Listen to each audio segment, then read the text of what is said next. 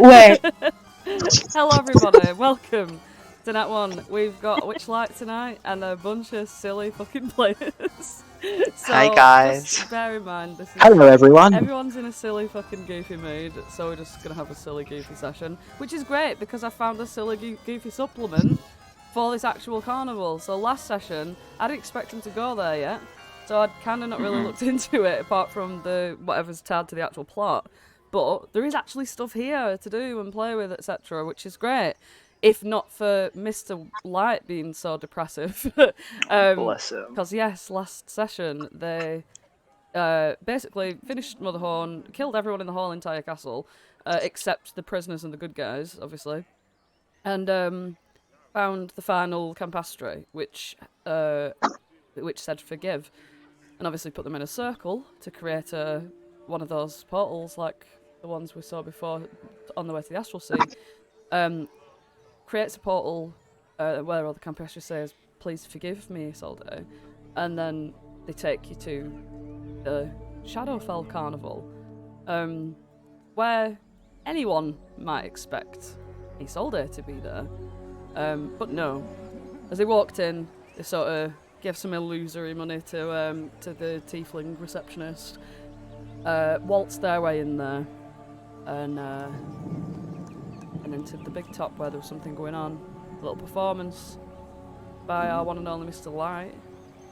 Having a little nervous breakdown in front of crowds of extremely unenthusiastic people. And sort of like crouched with his head in his hands. I'm going to put you on a nice little map that I purchased. If I can. Here we go. And so as he is sort of crying, Mr. Witch comes along to him and sort of reminds him of the time. And as he does, he sort of pats him on the shoulder and nods at him, and Mr. Light kind of looks a little bit annoyed. For the first time, ever, those who worked at the Witchlight Carnival will see that, Mr. Light kind of looked a bit, pissed off at Mr. Witch, like as if to be like, oh, leave me alone, sort of thing. But as Mr. Witch is sort of walking away, just to sort of go back to the staging area, I've got a bit of a cold as well, so if I sneeze randomly, just please excuse me, because I can feel it coming now. He... There it is. He stands up. There we go. Mr. Light stands up and he sort of dries his tears. He's not seen you in the audience or anything yet. At least I don't recall if he has. No, he hasn't. And yeah, for some reason I've just got a bit of a blank in my head. Oh, yeah, no, literally, we just saw him yeah, you just saw as he were performing, breakdown, yeah. and they were all thinking, "Wow, They were, what a good yeah, show!" He was trying his best to be astounding, and all of the crowd were being like, "Yay!" But then he says, as he's crying still, he's like, "I do warn you, brave fairgoers. This next act is not for the faint of heart." And he's standing there crying, and as he is, this sort of bare-chested gladiator dude's sort of sneaking up behind him, and the crowd's going ooh, behind you or whatever. But it's all right because on Light's sort of belt, you can see that he's got some sort of sheathed cutlass, and he immediately opens his eyes, but you can tell that this performance is supposed to be some sort of and he he's a very aware sort of as though a light bulb's pinged on in his head, and he's meant to swivel around and unsheathe this cutlass, but with his eyes instead he just sort of tilts his head back as if he's just had enough instead of that vibe, pulls out his cutlass, and without looking just sort of swings it behind his back, slashing this huge red stripe across this gladiator's chest, which up to the entire crowd, they all go because they're all so excited by this act of violence, but the wound just seeps together immediately. No blood is shed whatsoever. It's almost like he's made of clay, this guy. And he swivels round as Mr. Light, and looks at the guy, looks at the crowd, and he's like, I introduce you to Mr. Wood. And he just walks off the stage. But this guy, Mr. Wood, he is absolutely built. He's literally like Khal Drogo levels of tall, like hairy chest. You know what I mean? That sort of like is going around with like all of his sweaty body, going, anyone dare to stick a sword in me? And there's like little kids in the front being like, me, me, me, me.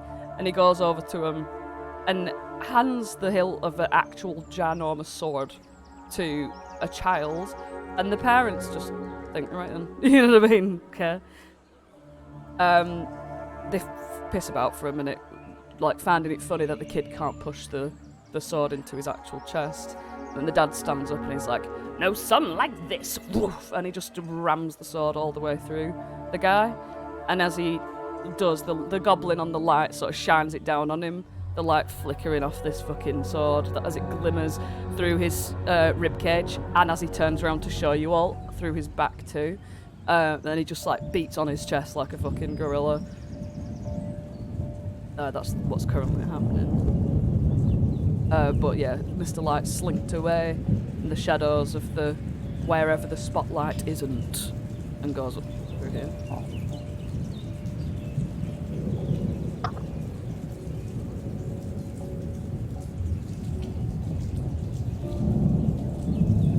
The guy's showboating around, and he comes over. He goes, ah! You think you're strong enough to stick a sword through me? And you can see at this point he's collected like 3 swords that are all the way stuck through him.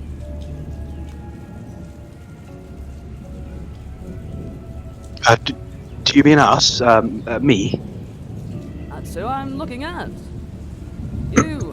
Well, I don't have any swords of my own, but I could, I dare say I could put a dagger in you. Nah. Catch this. He picks it up and he flings it towards you. Make a dex save, please. Yes. The sword penetrates your skull, killing you in a swift moment. This is how Flopsy dies. Flopsy dies. That was a 9. I can do a plus D4 on a dex save with lucky footwork. So I will try and figure out it's life or death right now. That's the wrong way round. Peach is going to roast me again as usual. Reddit users be like... That's a 12. Excellent news. So not only do you not get hurt, but you also, like, as it lands, it's coming towards you, like, sort of blade over hilt, like, whoom, whoom, whoom, whoom. And you, like, put your hand out to, like, sort of catch the hilt. It bounces up in the air a minute, spins, but you, with your other hand, catch the hilt mid-air. So it's like a bit of a fumble, but you still grab it. And he just stands there like a big old mighty, like, strong man with his arms, his fists on his waist, you know, like Peter Pan style stance, just smiling. You can only see his teethy smile through his helmet, which he has on. You can't really see his facial features. I'm gonna cast message to him. Are you sure about this? Is there some sort of trick? Should I do something different, or just go for it? He doesn't message you back in your head at all. Instead, he like jumps up onto the side here, and he says, "Ah, it seems we have a doubter in the mist." Haha, and everyone else in the audience is like, "Ooh, looks like you should come on down here and see it up close." He's gonna pull you to where the lights are, like literally grab your arm and like drag you. Yeah, I'm not gonna resist. Okay, he drags you over into the middle. Here he is, my naysaying friend. And what's your name, sir?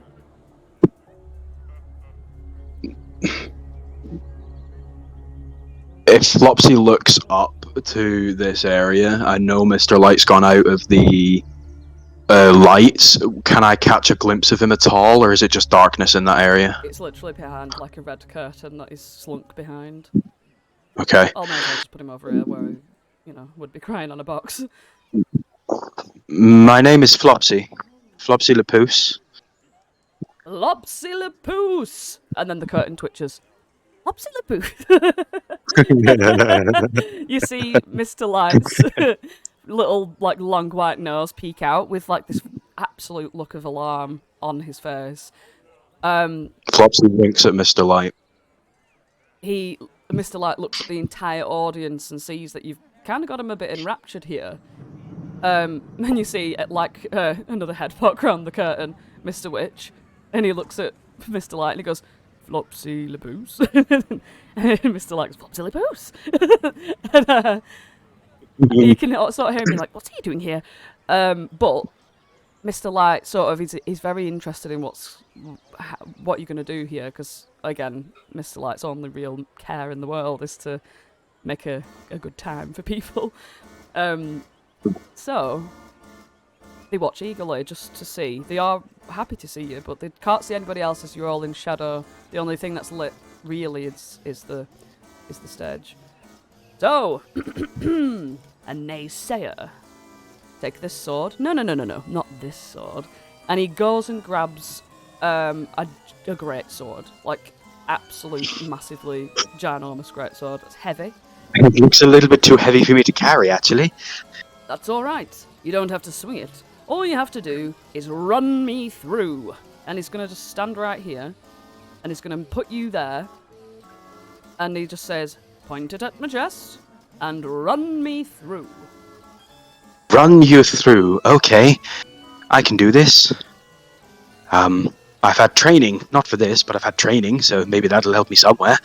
Let's do this. Roll me a d20 plus your strength modifier and nothing else. So just a strength check. Tell you, before I do that, I am going to describe what I'm going to try and do. I am not going to try and run him through. I am going to try and run purposefully to the side of him, jab the great sword in the ground, and joust myself over it. What, like the long pole thing, the long jump with the pole? Yeah, like the long pole thing. I'm not sure if that'll actually work with a great sword, but I want to fumble this in a funny looking way. And that would be a dexterity check. What Okay. a naysayer you are. You're such a naysayer that you're going to maintain that it won't work. Witch and Light are watching me. I've got to put on a show. Yeah.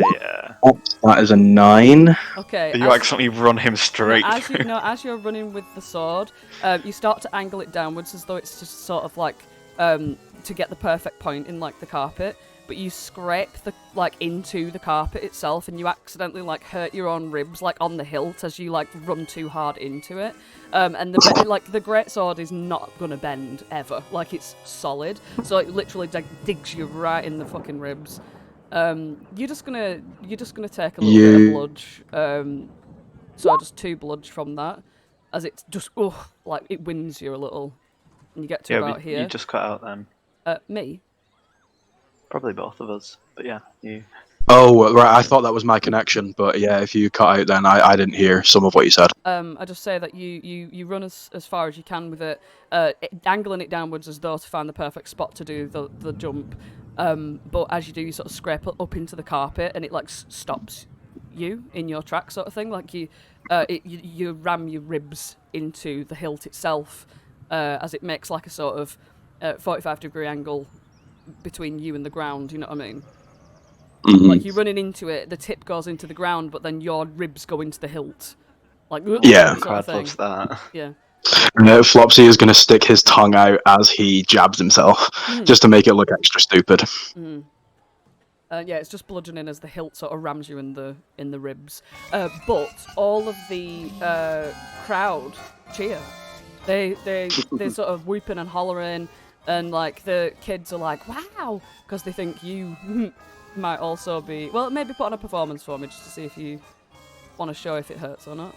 Okay. It's up to you. You can play it up or down, whichever you want. 21. Are you playing it up or down? Are you saying it hurts or it doesn't? I don't know what's going to be more impressive to these kids, whether I get hurt or don't. So.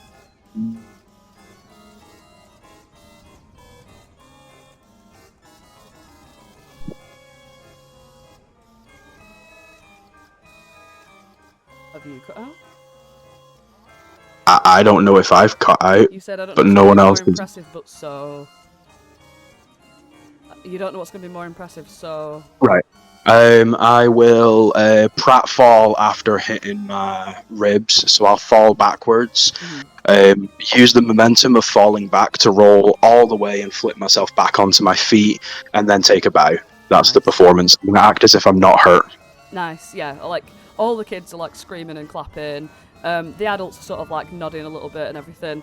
But the gladiator sort of gets it, you know what I mean? Like, he looks at you, and you can see a little smirk on his mouth. And yeah, you feel as though that feeling's coming back to you, that performative thing, you know, that almost like you're back home, but in a really weird way, because when you look around at the audience, they're all giving a bit of hunger for violence.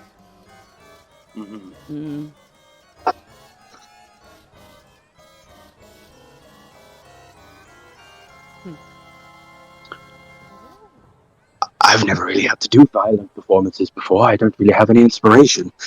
I'm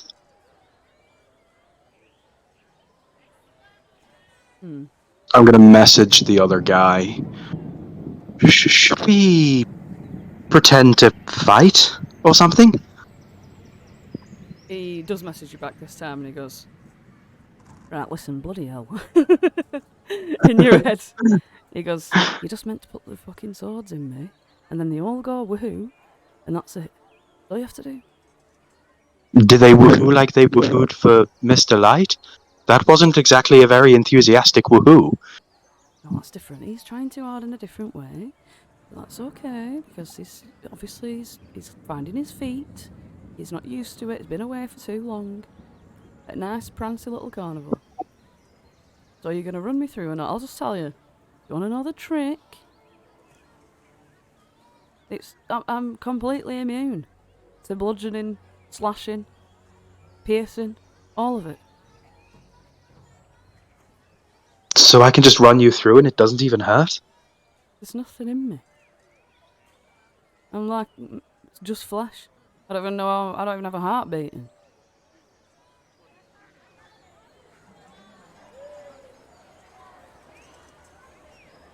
And he like... It started. Pardon? Flopsy picks up the greatsword again and stands back where he started the run the first time. Nice.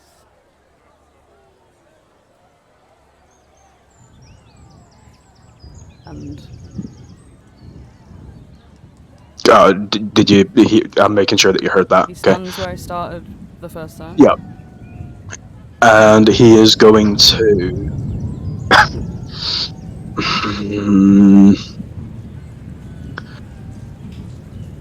He's going to try and run as if he is most, dedicated to getting this sword straight forward through the guy.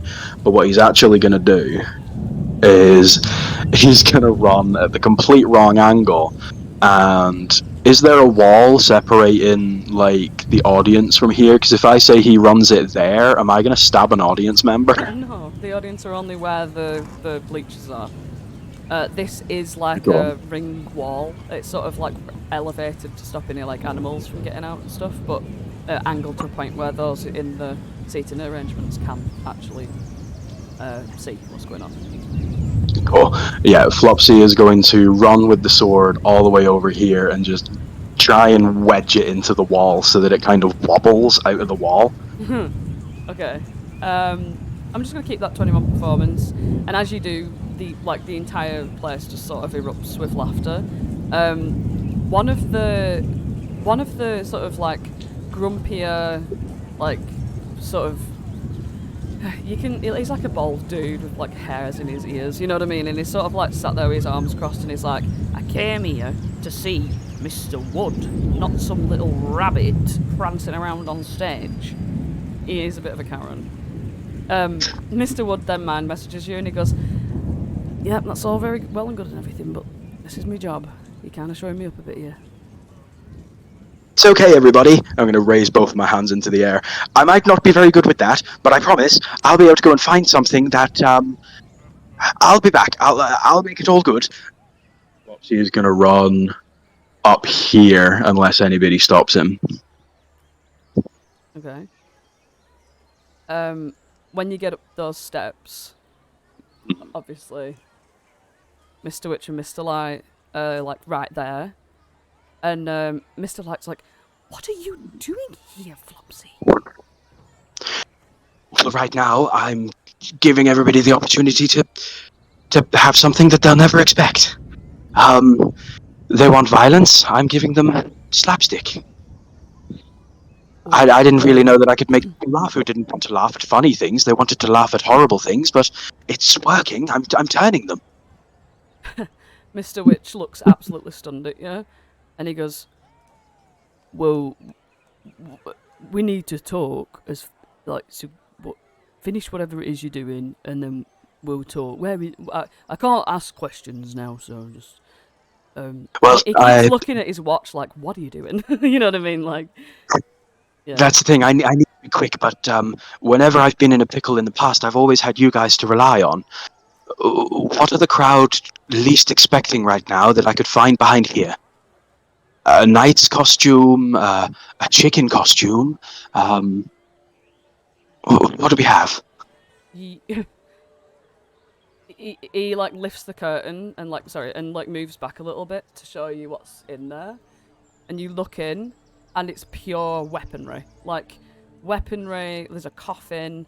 There's like just like weird tweezers that you might use to like hurt someone very, very, very badly. It's essentially like torture devices, and not much else. It feels as though everything is very daring and scary sort of performance. Like there are a couple of like those sticks that you can swallow fire with and stuff like that. Well, this doesn't look very promising. They both look stunned, just as if you've just magically appeared out of nowhere, which you have. And now that you're actually fair up close to them, you sense there's like a tiredness to them that you've not really sensed before. They don't look much older than they did, or anything. It's just that you can tell that they've been through it. You know what I mean? Mm-hmm. Yeah. But other than that, like, it's literally just like torture devices. There's no like fun, cool little props right back here. It's literally dangerous shit.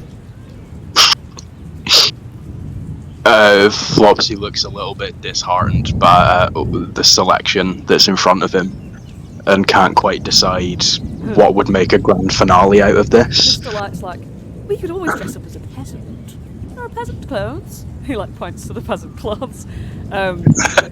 You can tell that like peasants maybe get made fun of quite a lot. Yeah, that's it. I suppose.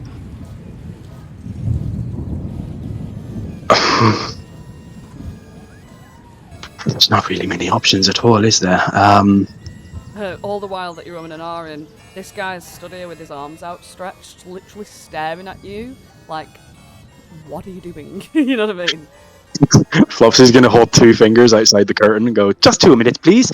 And he's going to run over to the coffin over here and try and pull that towards the curtain. Alright, as you've run up in there, he sort of like flops his arms down as if to be like sort of annoyed. And when your little bunny self is dragging that coffin along, he like looks around and he's like, anyone else? Anybody else want to run me through? By the way, meanwhile, Holland, you're sneaking around the back there, aren't you? Yeah, I was just showing that in the meantime, just while Flopsy's doing his thing, Holland would presumably be leading the others, but maybe he's just gone on his own if they don't want to follow. Just sort of round to where Witch and Light are, because we wouldn't just be stood idle in the doorway, you know what I mean? Oh yeah, sure. So this is the meanwhile. Whilst Flopsy's jumping around the big top and going behind there and talking to those, etc. Clapperclaw and Skek would certainly come with you. Gleam's just sort of standing next to Felix, just like marvelling at the performances, and Glister sort of making small quippy judgments here and there. Octavia does come with you, Archie. Of course she does. Felix, are you going with Holland? And dodge him out as well. And obviously, N- Or are you staying with your girlfriend? Sure. Yeah. I mean, nah. Actually, yeah. We're mesmerised by this performance. Not even noticed that everyone else has left. We'll stay nice. awkwardly. Okay, Holland, you're leading this little creep behind the stall. The bleachers, and you can you are at head height with people's arses, as you know, they're all sitting there, and you're quite close to a lot of sweaty, smelly people as you sort of walk through. They're all extremely people you'd find in the darker alleyways. You know what I mean? That kind of vibe. Dropped popcorn litters the ground and stuff as you walk by. Thus is the life of a carnival worker. Mhm. Yeah, I was just basically gonna make it to he won't move, but basically over. Oh, there he went. Bloody Nora. There he went, zipping Yeah. off. Like a shot. Basically making my way to Witch and Light Yeah. while Flopsy's doing his thing. Yeah. Clapperclaw's just Holland, I really want to watch the guy get stabbed in his chest. Can I just wait Well, here? there's a gap right there. Oh yeah. He's gonna peek around this corner. Octavia's are you sure you know what you're doing? This is kind of weird, don't you think? Sorry, what? I'm sorry. I don't really know what's going on. Oh, those are my old bosses, but the wrong versions of them, you know? Well, it's the right versions of them, but they're just sad, which is they would never like that. So we're gonna go and be hey. Wait, hold on a minute. Is that who that guy was? That's Witch and Light. Oh my god, I mean, I remember, Mr. Light from, when I was a kid, but he was, happy, wasn't he? Yeah, as was this place. Something's gone afoot. Foot. Yeah, I've heard Foot on that the said, other I shoe. think. Skek's no, this isn't the Witchlight Carnival. I don't think so, but this is Witch and Light. Oh yeah, that is them. Yeah. I told you. What did I say? I don't know, what did you say? Well, you weren't too happy about having to leave. Well, none of us were, but yeah. Kind of weird, isn't it? It's almost the same, but weird. He looks around shivering. Yeah, it's if I try to remember it, but in a nightmare. Yeah. He just shivers and scrumples up his face. But you do get to this point here, and you see that this curtain, this red curtain here, it covers the entire stage. It's not like it's a wall or anything. You could imagine that it comes up to sort of the your shoulders, this wooden bit, and you can just easily sort of scoot your way in there. There doesn't seem to be anyone guarding the place or anything. I'm just slipping. Oi! And as It's you me over slip there. in, as you slip in, Flopsy slips out. But as Flopsy slips out, we'll still keep on Holland for a second. Flopsy's slipping out with the coffin, by the way. So yeah, you're gonna do whatever you're gonna do in a minute. But I'll describe what it looks like in a sec, yeah. yeah, nice. But yeah, you hop on over there, and Octavia looks alarmed at Archie, and she's like, "Are we just allowed to do this? I know he's right. I know he's super confident that these are his bosses and stuff do I find it really strange to just go into some tent?" And Skek just buzzes away and she's like, "Oh, I know what you mean, but they're sad. And when I was like a little girl, I went to the Witchlight Carnival once, and they were happy. I think maybe if there's something that can make them happy, then it should be done, you know? She just looks baffled at all of this, like she don't, she, you know what I mean? As far as she's concerned, she's never met these fucking people before, so she just shrugs and like shakes her head or whatever. But meanwhile, Skek does like buzz in, sort of like after. These two, you can just see the backs of their heads, Holland, as you sort of come up behind them, and you see Flopsy sort of run out, and the curtain flaps behind him.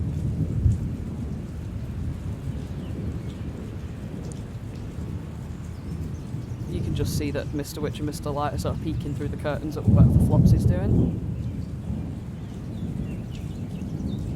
Well, surprise!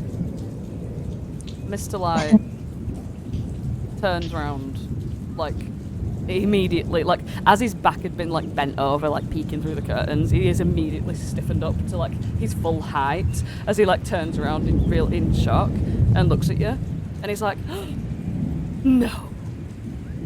Do my eyes deceive me?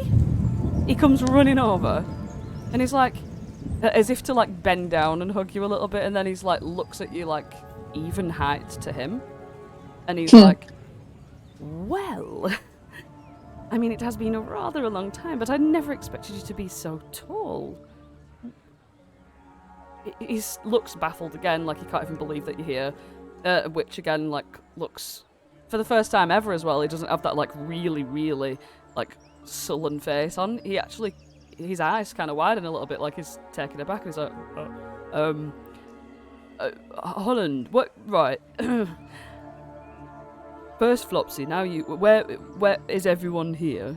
And Mr. Light's like, oh, no, it doesn't matter. And he just hugs you straight away. No, I've missed you too. Oh my goodness me. I can't even begin to tell you how worried we were. Weren't we worried?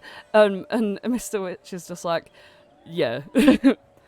You could say that, but yeah. And then Mr. Witch is just completely disregarding and cutting off Mr. Light is disregarding Witch, cutting him off whenever he's trying to talk about anything, and he's just gonna be more energetic.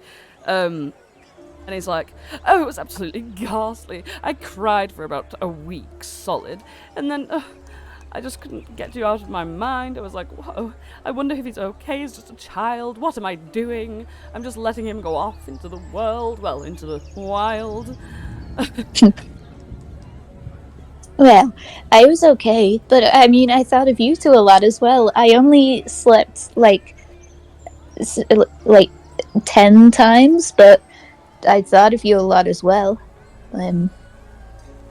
Witch, like, it was weird. Squeezes his eyes and he's like, you only slept for 10 days? 10 times? Yeah, it was like, well, you know, time's a bit funny over there, but we like have like a day cycle in quotes. He says in quotes out loud. But I also like am grown up now, so I don't know. Mr. Witch does not like that. It looks like it doesn't fit with his methods of thinking whatsoever. And you can see him like look down at his watch, and he just like closes the pocket watch and puts it in his top pocket and just stares at you. Well, it's been a lot longer than 10 sleeps for us. Oh. Yeah, we've not seen you for precisely 21 days, 6 months, a week, and 3 days. And then Mr. Light's like, he doesn't need to know the minutes and the seconds and the hours. Wait, sorry, run me the numbers again. You said 21 days. Sorry, 21 years. That's Jenna being holy. That sounds a bit more right. 21 years, 6 months, a week, 3 days, and then Mr. Light's like, it's irrelevant, really. It's 21 years, wow. I'd be as old as, like, Flopsy, I guess. if you just. I suppose stay I with did us. know that. Actually, I forgot. Palasha had a kid. I forgot about that. I didn't know that. Yeah. It's quite strange, isn't it? And then Mr. Light's just like, well, wait, but what are you doing here? And you and Flopsy, and why is Flopsy playing with that awful man? He shouldn't. Just let him get on with it. I don't know why Flopsy's doing it, because, and he's just like putting his hand out there, but you can tell he's half smiling that he likes that Flopsy's doing it. Really. Flopsy got his sense of style back like 2 hours ago. Not even that. It was like half an hour ago. So, yeah, he's probably exercising that muscle or whatever you say. Oh, has he? He doesn't believe it. You can tell straight on his face. But what are you doing here? Is the main question. How did you even get here? I was travelled here by hags. Were you travelled here by hags? Oh, that reminds me. We killed them. We're talking about the right hags here, aren't we? Endy, Bavy, Scabby. All 3 of them. He like bends his knees with excitement and like puts his hands on his legs and is like, oh, I knew I'd be so proud of you. He's gonna grab your little cheek and just like shake it off practically. You killed them all by yourself. Oh, my little Holland. I had a little help from Archie, but, you know. Archie. What's that? Calling my name, Holland? Damn, this is Archie. She killed Bev Lorner. Archie rushes in like bow drawn. He pulls his like head up a little bit, sort of look at you, look you up and down, and he goes, I'm sorry, I don't think we've met. No, I don't recognise you. Is this stuff around? Is this the one? Which one is this? Well, I'm sure as shit not Alar. Yeah. Oh, Alar. Yes, I remember Alar. What happened to it? Is Alar here? No, she died and then came back to life, but then Bev Lorner sent her and Oswald away. Wait a minute. So, Mr. Witch like stares at Mr. Light, and Mr. Witch is like, you know where Alar is because she came back to the carnival, remember? And then Right, Mr. Light just sort of that was- hand waves that. And he's just like, yes, whatever. I was busy or something, I don't know. And, yes. and Felix is still here. Oh, and the dumpy little man. No, that's Oswald. No, he came back as well, I remember. I see. Yes, the grumpy little bastard. And he's like, trying to cover his mouth or whatever. Well, as long as everyone's okay, then that's fine. And, Felix, you say? Oh, interesting. Well, where is Felix? I left him watching Flopsy. Meanwhile. Felix, you stood watching this guy showboat around, like, stick fucking swords in me, come on, anyone. And Gleam's got, like, a little hand on her chin. Glister's just been fucking slagging off the whole show, the whole time. But Gleam's like, I find it rather interesting that he can just be run through that like that. Why isn't he like a soldier or something? It could come in really handy. Yeah, he would have been help to us earlier. I mean, why have we found him now? Well, if you can't get Would it come in stabbed, handy? do you think he can get set on fire? I don't know, but I kind of want to try. Do you want to shock him with some electric or something and see what happens? I mean, I feel like that'd be. I'd feel a little mean if he like. What if he just explodes or something? You know, I dare to go. can't be immune to everything, surely. I dare you. Just to go and ask him. Just go go over there and can just say, "Excuse me, may I shock you with electric?" See what he says. With not a thought behind those eyes, Felix just does exactly as she fucking says. Excuse me! He comes over, he's like, "Ah, do you want to run me through with this great sword?" No, we've seen all that. What about, like, lightning and shit? And mentioning it, the people in this area of like the stalls all go like, "Ooh," and he goes, maybe not lightning, but I have an excellent great axe that might please you." That's not lightning, is it? Oh, I'm a little disappointed. I thought we could do something different. What about, I don't know, wind? He leans in and is like, "Right, stop it, jeez, I'm only I'm only immune to bludgeoning, slashing and piercing." He's like trying to Yeah, whisper but it like to if you. I like, I don't know, maybe like a tiny bit of lightning, just a little bit, not enough to like cause massive damage. You look like a strong guy. Surely you can take like a tiny bit. Have you got healing spells on you? Just Have I fuck? Right, I think I've got like a healing potion, like one maybe somewhere hanging around. well, Got a pretty big bag. give me that. I'll have it on me just in case, and we can do it just this once. But as you're preparing to do that, whether you hand that potion over to, do you hand the potion over to him? Yeah, I've got two, so I Alright. mean, why not? You hand him a potion. Is it of greater healing? No, it's literally just a Potion potion. of healing. Okay. You've got one potion of healing. He takes it, and as soon as he takes that potion and like drops back down again, Flopsy, you come out dragging a coffin. So, Flopsy isn't dragging the coffin. Having not known anything that's going on here, Flopsy's going with his entertain everyone plan. So, from these stairs here, where's my cursor? You would hear as the coffin comes falling down the stairs to the bottom. Flopsy sits inside the coffin as if it's a rowing boat with two swords on either side that he's trying to use to row the coffin across the stage. He's whistling loudly, "What do we do with the drunken sailor?" And as he comes down here, mainly from the momentum of it falling down the stairs, he can't really push the coffin with swords anymore. He's gonna stand up and very pantomime-like be like, "It's a great day for fishing, isn't it, everybody? Oh!"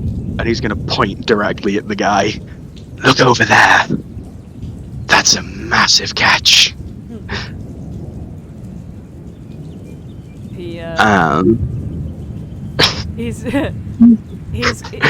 He doesn't notice you yet because he's taking the potion off Felix. Okay. And then he's gonna like turn round to walk to the centre as though he was preparing for Felix to do the lightning on him, and he sees you in the coffin, and he's like, "Ah, here's the doubting one now." Doubting one? I think you doubt my skills very much. You see, I missed you twice, but I shan't miss you again. Flopsy is going to mime reeling a fishing rod and casting it towards him. As he does this, he's going to cast Phantasmal Force on the guy so that the guy actually sees the fishing hook go into his mouth.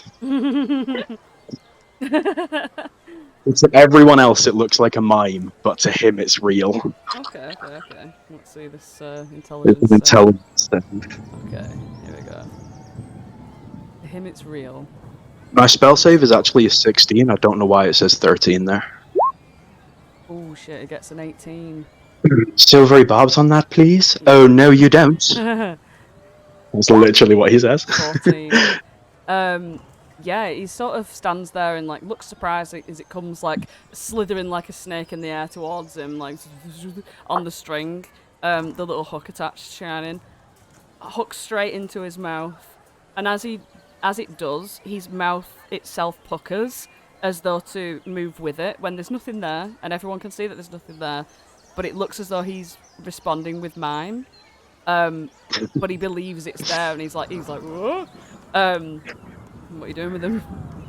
Flopsy reels him in a little bit closer, and Flopsy starts to dance with his other hand, like he's holding the imaginary fishing rod with one hand. With his other hand, he pulls his pan flute out, and he starts to walk around the stage like he's the Pied fucking Piper, just leading this guy behind him with this imaginary fishing rod as Flopsy dances in front of him. Yeah, This he's like a dog on a leash at this point. This only lasts for 60 seconds, so about 30 seconds of dancing. Flopsy then comes back up to the coffin, and he would imaginarily put the fishing rod down for a second to raise the coffin up in front of Wood. And then he's going to notice Felix across the way. And message has quite a lot, doesn't it? Like a lot of... It's 120, I think. Oh no, it might be 60. Let me check. 120 feet. Yeah, I've just checked.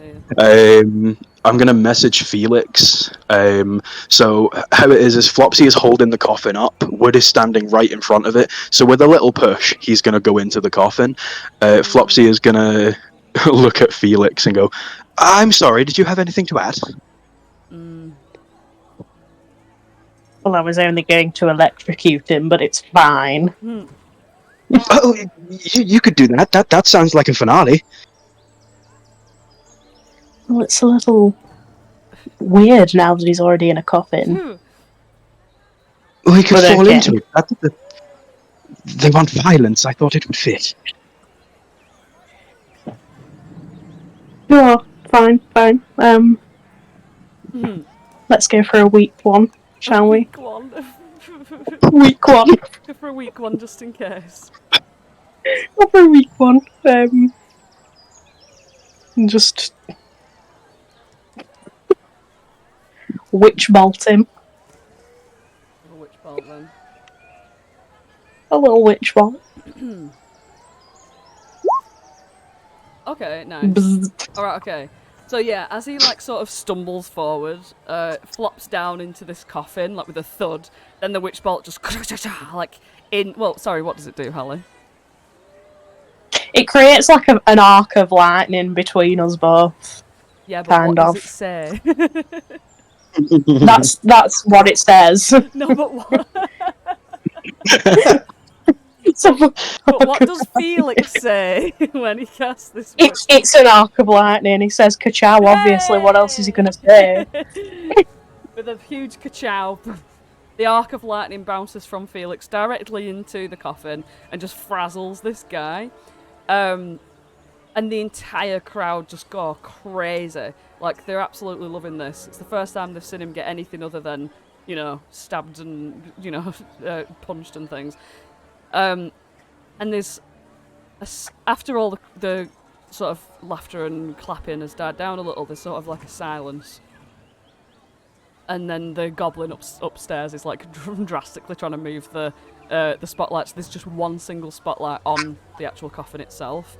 The sort of like residual like smoke of burnt hair from the frazzle just sort of rises out of the coffin, and it zooms in. And then he just springs up out of it and is like, ta-da! But you can see that he's like a bit frazzled in areas on, like some of his hair's been burnt off of his chest and things like that. He does have like streaks of lightning across him, and that energy between you is still there. He turns to you and is like, you can turn it off now.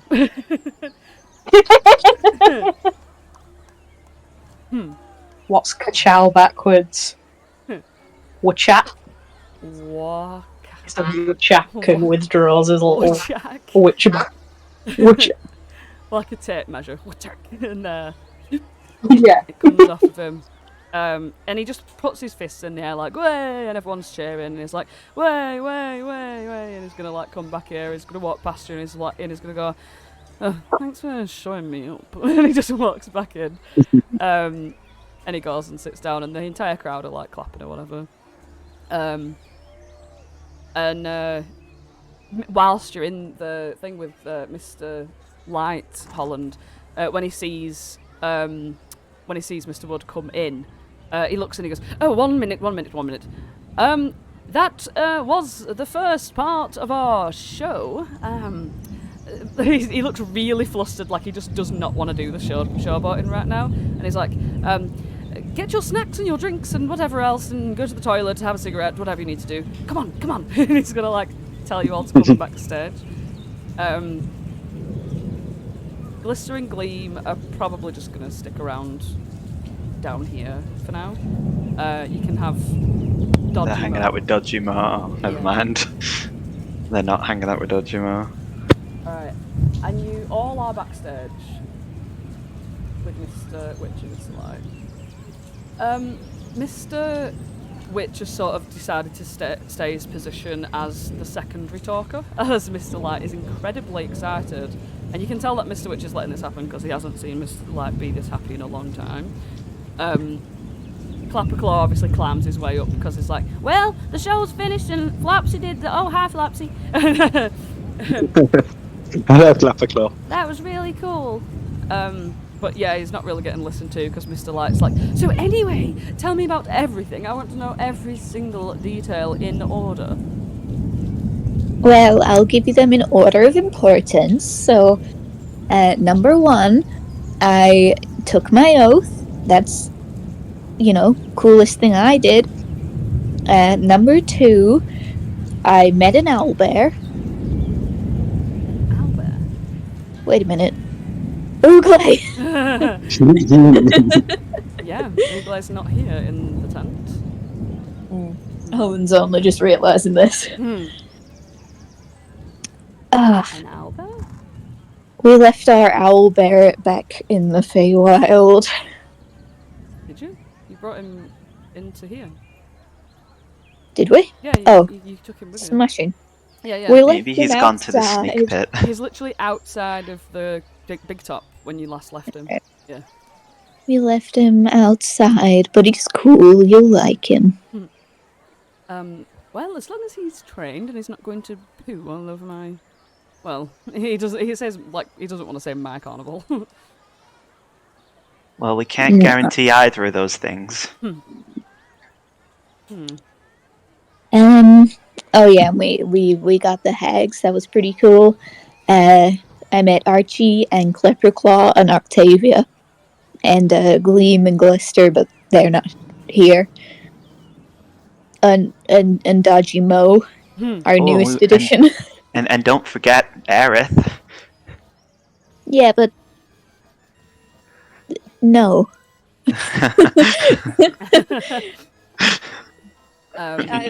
She's not here. I'm not thinking about her. Wow. Oh, we met Baba Yaga. Wait, I shared a brandy with her. I think. let me get this straight, just for a second. You met the mother of all hags and killed her 3 daughters. How does that make sense? Well, we met her first and then killed her daughter, so I guess we haven't asked what she thinks of us now. Oh. Well, we only killed 3 of her daughters. She still got 1. Oh yeah. 2 out of 3 ain't bad. No, 3 out of 4. Well, I'm not sure why you'd want to kill her other daughter. Well, we've never met her. Well, she's not exactly an evil hag, is she? I don't know. I mean, I've only seen, like, a picture of her in, like, Bavlorna's big book of bitchiness. And, like, she just kind of looked a bit like a stick figure to me. Oh, but wait! I saw her in a painting, didn't I? Yeah. And I remember now that she looked very pretty. Mr. Witch is like, well, yeah, I mean, she is very pretty. I mean... Oh, well... he's like shrugging as if to be like, I just don't know why she'd be relevant right now. Like, are you thinking about killing her because you're not gonna have a chance? No, I think we were just saying, like, she's got another daughter. She doesn't need to be, like, super mad at us. Right, exactly. Like, you know, she's not exactly like, you know, at least she's got, as Bavlorna would have put it, her favorite daughter. Well, Baba Yaga's got plenty of children up and down the place. She adopts them like it's going out of fashion. So, you know, I wouldn't be too concerned. Alright, okay. Thinking of the same one. Well, everyone knows. He like looks at Mr. Witch as if to be like, you know, like he knows his Baba Yaga lore. You know what I mean? But he's sort of wondering why it's relevant. You can tell that they're just like, okay, so what? Oh, we're just telling you what happened. Right, just like you asked, so we're telling you. We'll try and keep our recap a little bit more concise and to the point. I was telling the stuff that was most important to Holland. Don't get me wrong, what I'm actually asking for is if there's any gossip between that family, then I would love to hear about it. Oh, well, we met her daughter. Well, we met 4 of them. Oh god, she's got 2 children, right? Is that right? What, I don't know. Baba Yaga? Yeah, Oh. and it turned out one of them used to be a doll. Is that one? I think she's talking about Scabatha. They just look confused. It's like they know a bit. They know bits and bats of what they might have read in like fairy tales and stuff like that, or just random other stories of Baba Yaga. Archie looks really confused. You can tell that Mr. Light wants the gossip on the family stuff, but just purely for his own entertainment.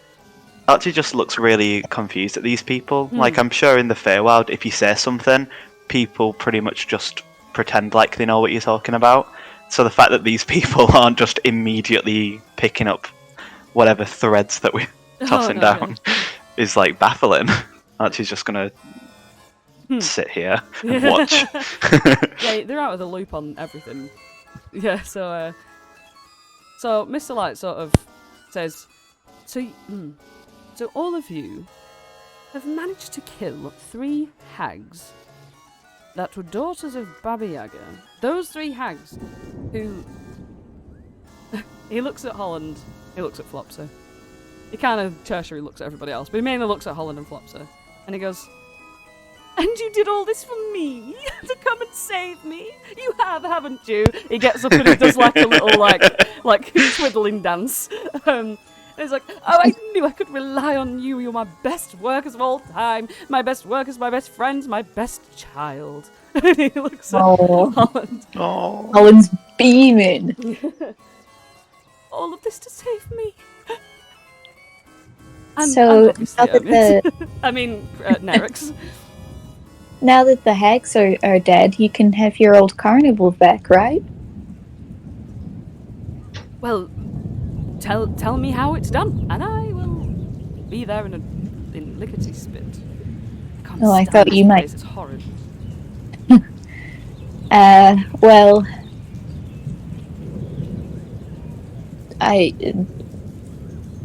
you're not in charge anymore, are you? Skek said. Skek peeks from behind you and he like waves his hand at Mr. Light and is like, hey. And Mr. Light's like, no, unfortunately not. Yes, I'm just excited. It's fine. We've been switched. And we knew it would be coming eventually when you said, if we tell you what's going on, then we risk this thing. Well, we knew it was going to happen. And it happened, and this is the price we pay.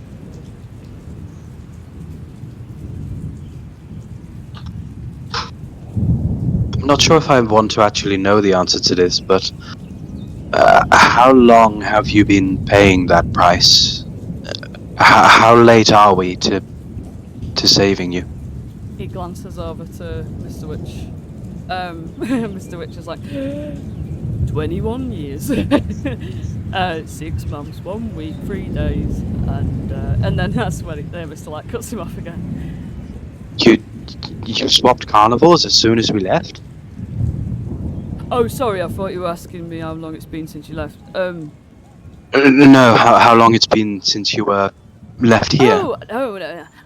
We've only been here about 2 weeks or something, maybe 3 weeks. It's not been long at all, in fact. And Skek's like, well, I did come as soon as I could. But, Wistalight nods at Skek, sort of respectfully, and sort of as a way of like thanks. Well, at least there's that then. Our carnival couldn't have changed that much in that time. We just need to find a way to swap everybody back. No, I doubt it would have changed any. It's not exactly like that Eladrin's going to do anything. Well, this carnival is not her doing, it's ours. He looks at Witch with a bit of shame behind his eyes, but still kind of a little tiny bit of Shadowfell pride. You know, that like little bit of Shadowfell pride of like, it's bad, it's dirty, it's horrible, it's violent, but it's still our thing that we made. But you can still tell that he loathes it. But he's like, when we crossed the paths again, obviously we were being escorted by the hag, so we didn't really have much time to have a conversation or anything. Well, we had no conversation at all, but she looked absolutely miserable. So, I doubt she's going to be making any sort of permanent changes or anything like that. She's not going to, I don't know, perhaps to put a smile on her miserable face to be there. And he's obviously jealous. It sounds to me like she wasn't exactly happy about the exchange the same way that you were. Maybe we don't really have a lot stopping us from making this new deal. Other than getting there. And you're here, as you good heroes are, to tell us the solution, aren't you? Come on, please. He looks very hopeful that you're all here to save him. Well, there are no more hags to facilitate a change, so if we could just get you to the location of the Witchlight Carnival, then I suppose there's nothing to stop us just swapping you around. I know that the hags liked having portals, gateways to places. The Witchlight Carnival was full of them to their own houses, so it stands to reason that somewhere along this carnival there's probably more things like that. Maybe there's a crossover. I can't believe that I'm going to suggest it, but maybe exploring this place could help us find a way out? Well, how did you get in? Says Mr. Witch. Through the Campestry ring. Well, that seems to be it then, doesn't it? Well, just go out the way you came in. And then we would need to find another portal to the Witchlight Carnival. As I said, I know the hags have them, but we kind of destroyed a lot of their houses.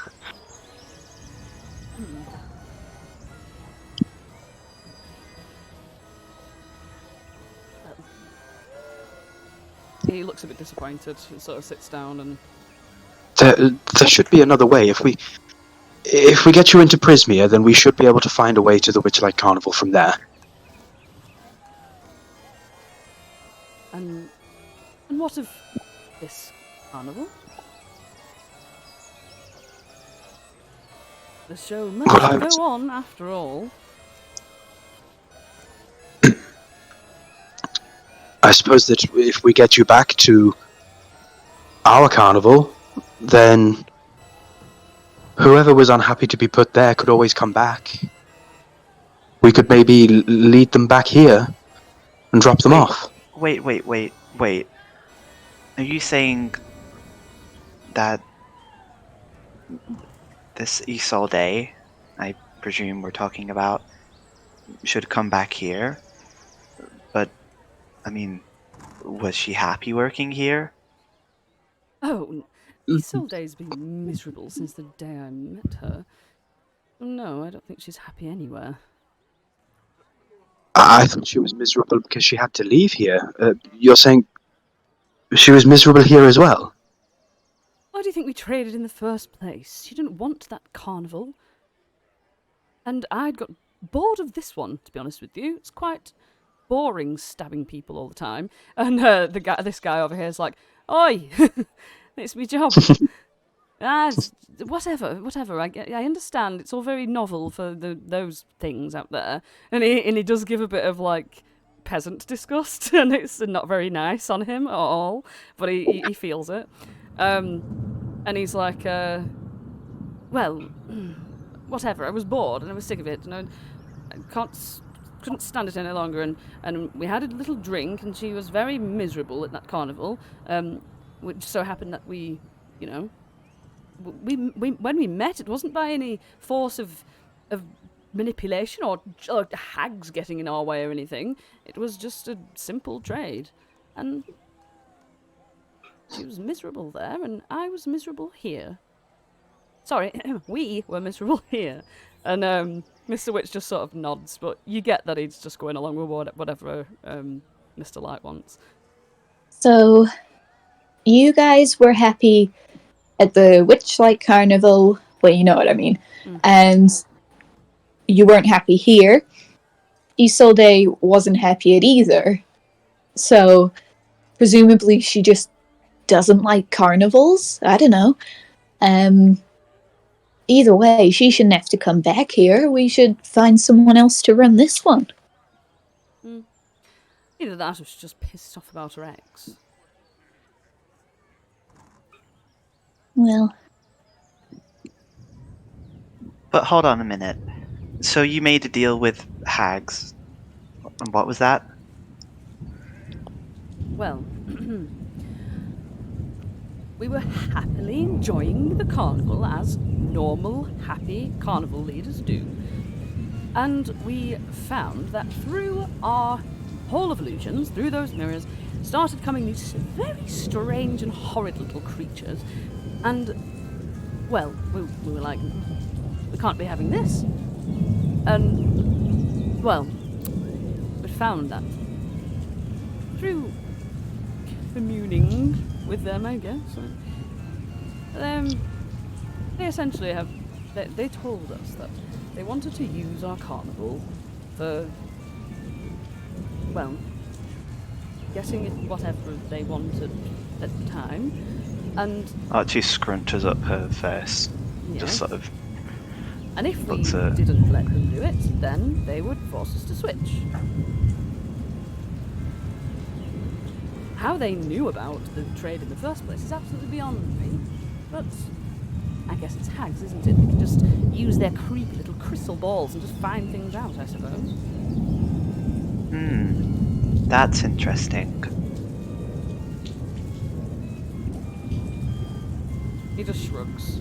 It's like hag shit, you know, to him. No, I mean, well, what's interesting is that, I don't know, you made that deal?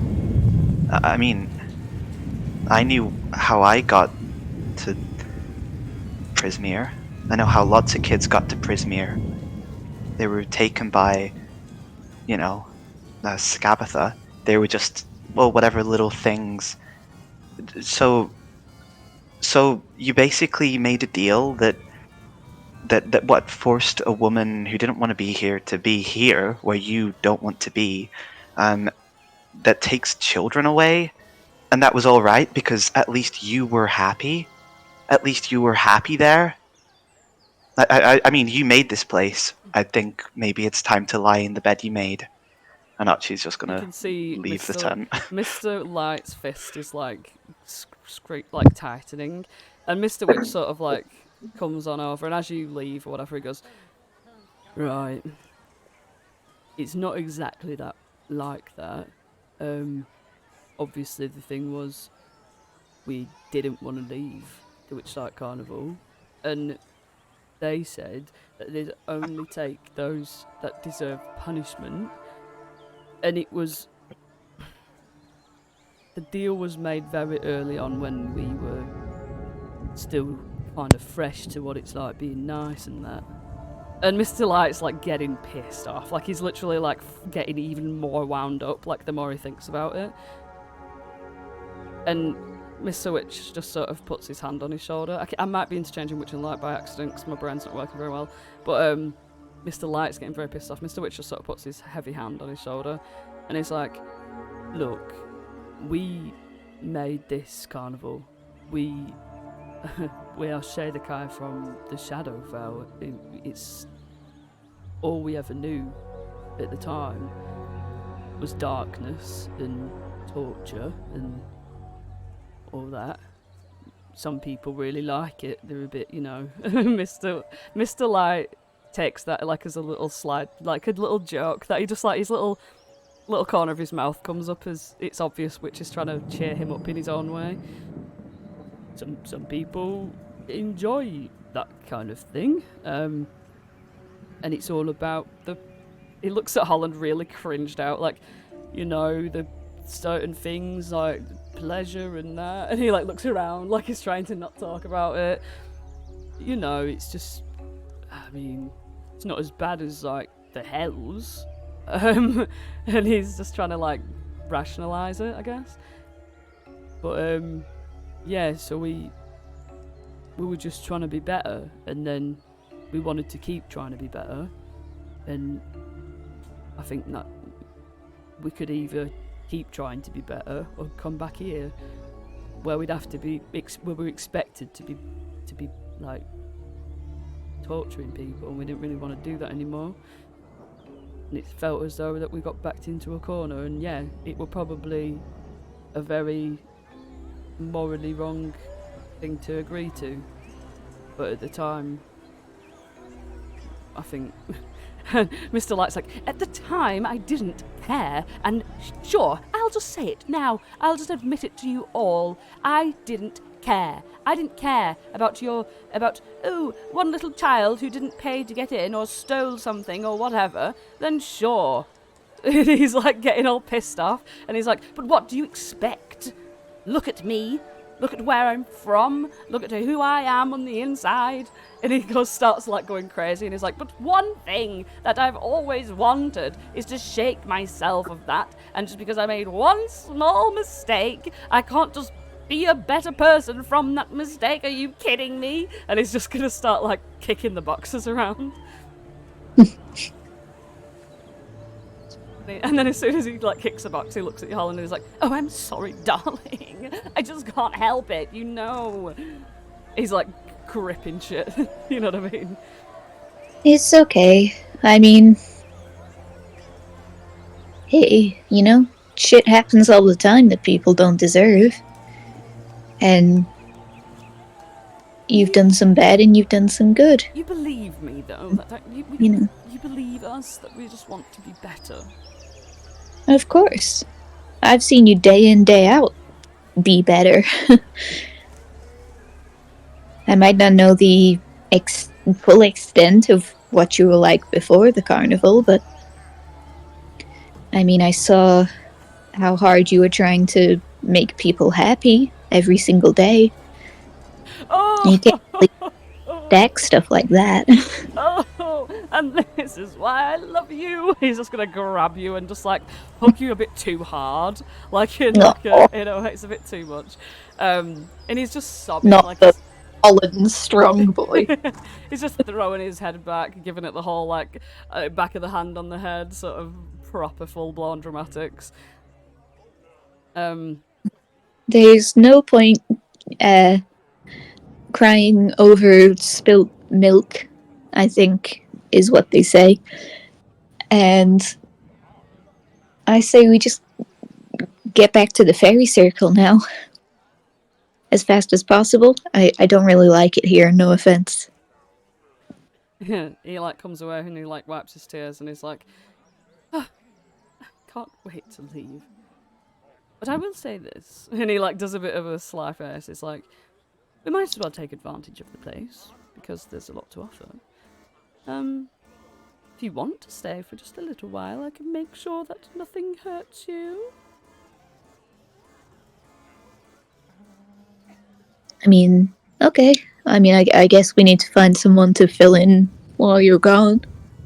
I think that's yeah. Mr. Witch is like, yep, that is absolutely a priority because even though we don't want no part in this anymore. It's not exactly like it should be just disappeared and left to go by the wayside because this is in fact something that we've worked towards and structured. And then he starts listing all the reasons why he needs to make sure it keeps going.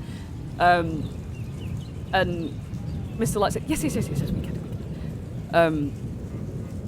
What about you over there, this guy? Mr. Wood? Mr. Wood looks around and is like, me? Yeah. No, no, I just get a sword stuck in me. That's just my job. That's all I want to do. Come up on Yeah, stage, get sword stuck in me, go back to my tent. You're the person here with like the most strongest, like drive about your job I've ever seen, and I know Flopsy. So like, wow. And you could never get shown up if you were the big boss. And you've got a snappy name. He takes like a packet of cigarettes out and puts one in his mouth, lights it up, and he just like blows out the smoke and he's like, no. It's not for me, it's not for me. I just like getting stabbed, that's it.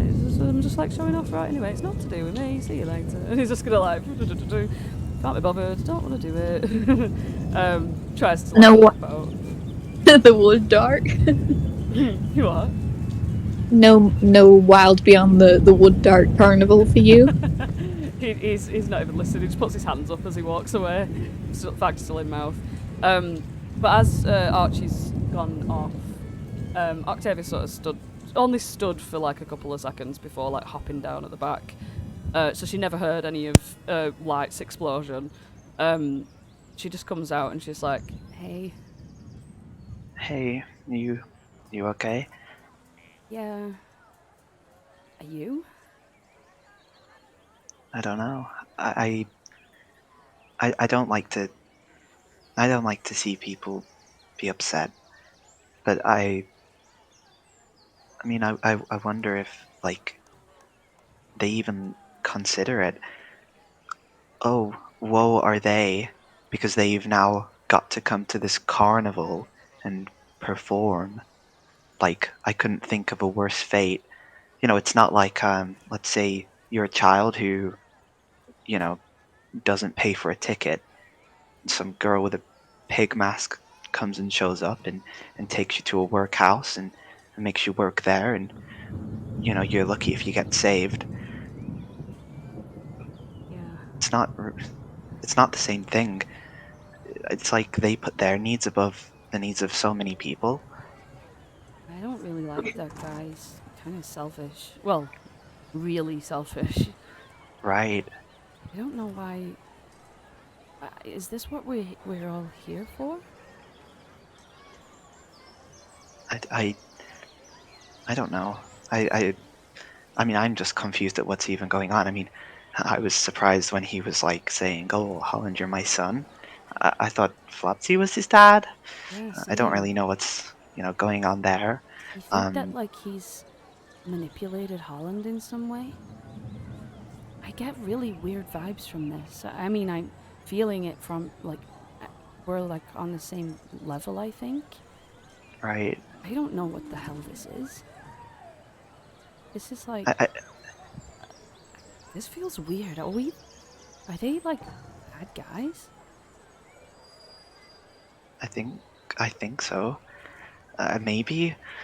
I mean, I trust Holland's judgment, but I think, like, I mean, they made this place, didn't they?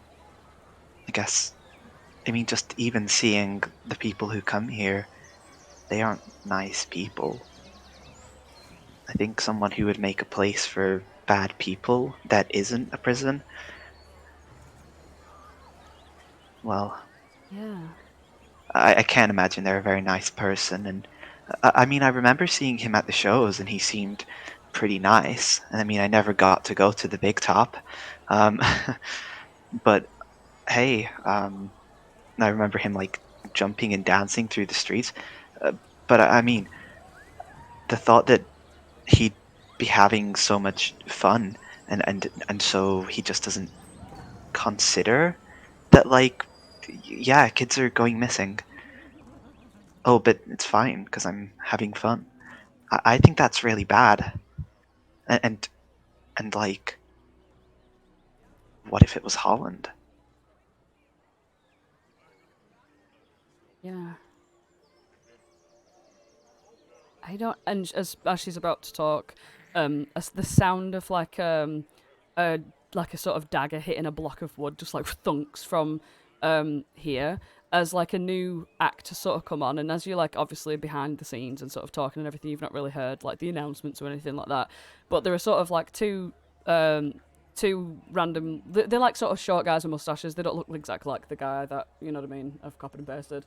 But basically, they're sort of like showboating around with handfuls of daggers, and they've got basically a child stood up against a block of wood, and they are wetting their hands, pulling his hair up to a point, standing back, and like shooting the dagger so it like chops off just the tip of his hair. And as they successfully do that, the crowd are just like, wow, just absolutely laughing. You can see that the kid's dad is in like the audience, like clapping with pride at his son. And as soon as like you look over and you see that this dagger is literally an inch above this kid's forehead, the kid's like so excited with glee, like as if he's like, yes, this is my moment. You know what I mean?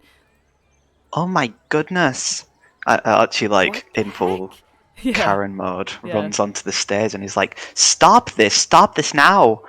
This guy turns around to you, and they're a bit shorter than you, like both of them quite dumpy, little sort of like tall halflings.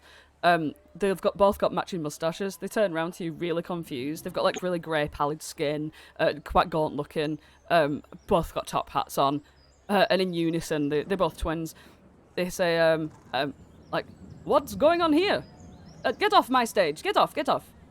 Listen, bucko, Yeah, that's right, listen, bucko. that's a child. Uh-huh. Right. Yes, we know it is a child. We choose the children on purpose. That's the point of the show. What? We choose the children on purpose. It's the point. We have to throw the dagger at the child's head. Well, what if you hurt them?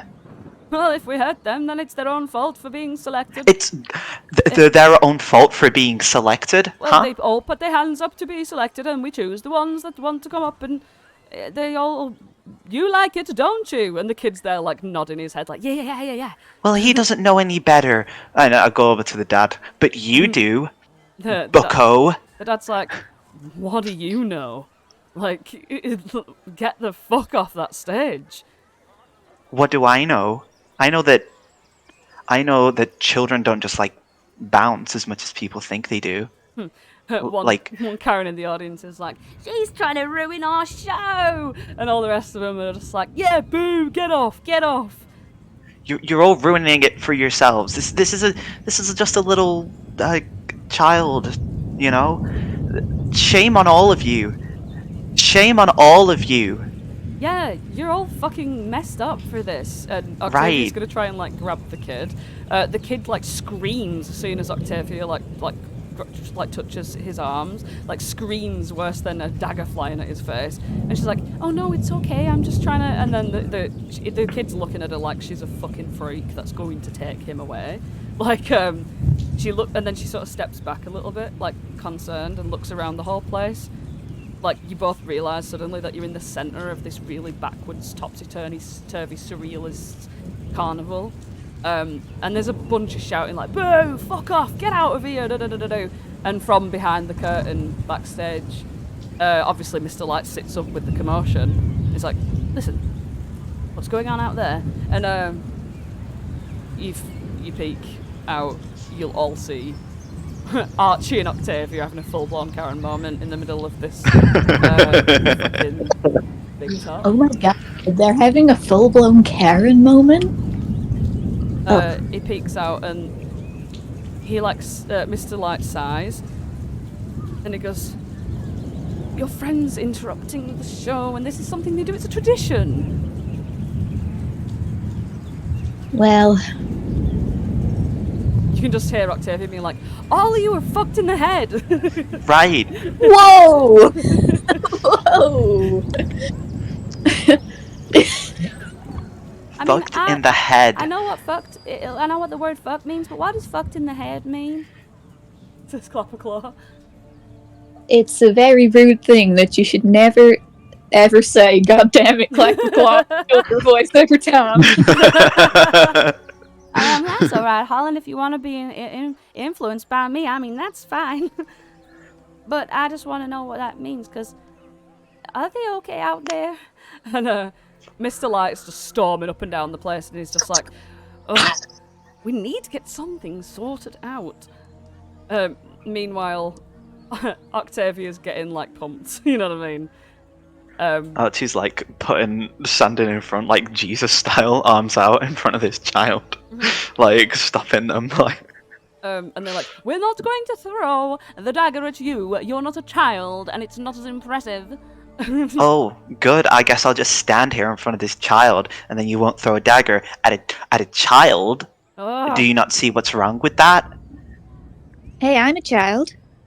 They're not throwing it at you, Holland. Well, I don't give a I don't care. Anyway, you're not a child. I mean, since when? I've been a child my whole life. That's new. Come on, I want to see the knife trick. Roll me a deception for if you're a child for these guys. I will. Snapdragon. Bloody well. That was Holland's specialty. He's a fiend. He's a bloody fiend. Oy. Deception. Go on then. Meanwhile, yeah, that's 20. See, look, we have children volunteering all the time. Come on down, young man. So these two very not the same accent people. Are you gonna? Where do you need me? We have a very special board. It's just here, and the kid, they're gonna like just take the kid and be like, "It is okay. You can have your turn another time." And, What are you two doing? What are you doing? This is dangerous. This is straight. Get off the stage. I'll cover for you two. No, Go. we don't need. What? Holland, we're like, you can't get hurt for that kid's. No one should be getting hurt. You just called a child fucked in the head. But not the child. Like the You people. said everyone. Yeah, look around you. You're all like, guys. This is like not the way to go about this. You can't brute force this. There's people throwing daggers at kids' heads. That's straight fucked. Right in the head. Well, we'll see if it's actually dangerous, won't we? Oh, whatever. And she's gonna like storm off away from you, Holland. Fucking Archie weird. This is fucking Archie weird. like He's sort just of gonna looks hop at over you. looks at Octavia, just sort of looks at Holland, starts sort of walking over to Octavia, doing that sort of head changing, and is just like, I hope you know what you're doing, Holland. Nope. What? When you get over to Octavia, she's got her arms like folded and she's like scowling over at Holland. And she's like, what the fuck is this? I don't know. He's such a kid hater. Oh my god. don't know. Holland says that from the centre stage. The crowd are like involved in this drama though. Like the crowd are like, oh, actually, this is entertaining because it's stressful. God, I think that evil man has got into his head. Yeah, what the hell? And is he not gonna like come out here and say, oh no, my son, don't do this. It's straight up fucked in the head. I don't know. Meanwhile, in the backstage bit, Mr. Light's like, they're ruining the show, and it's and all this lot. Clapperclaw's like, wait, Holland? And he's like gonna peep through and see that Holland's like standing up against this like it's like a door-sized wooden block, and when you look at this wooden block to stand yourself up against it, Holland, you see that the all of the indents from the previous throws are at your neck height. They only know how to throw at a specific height. I stand slightly left of the indents. They're all at your neck height. You do see a couple that are sort of like a bit further down, but sort of between the arm, where the arms would be, sort of thing. So you can see that they don't just aim for above the head, but there aren't any above your neckline at all. Oh my god. You need me to crouch down or anything? Wiggle my ears, like. Oh no, we love a challenge.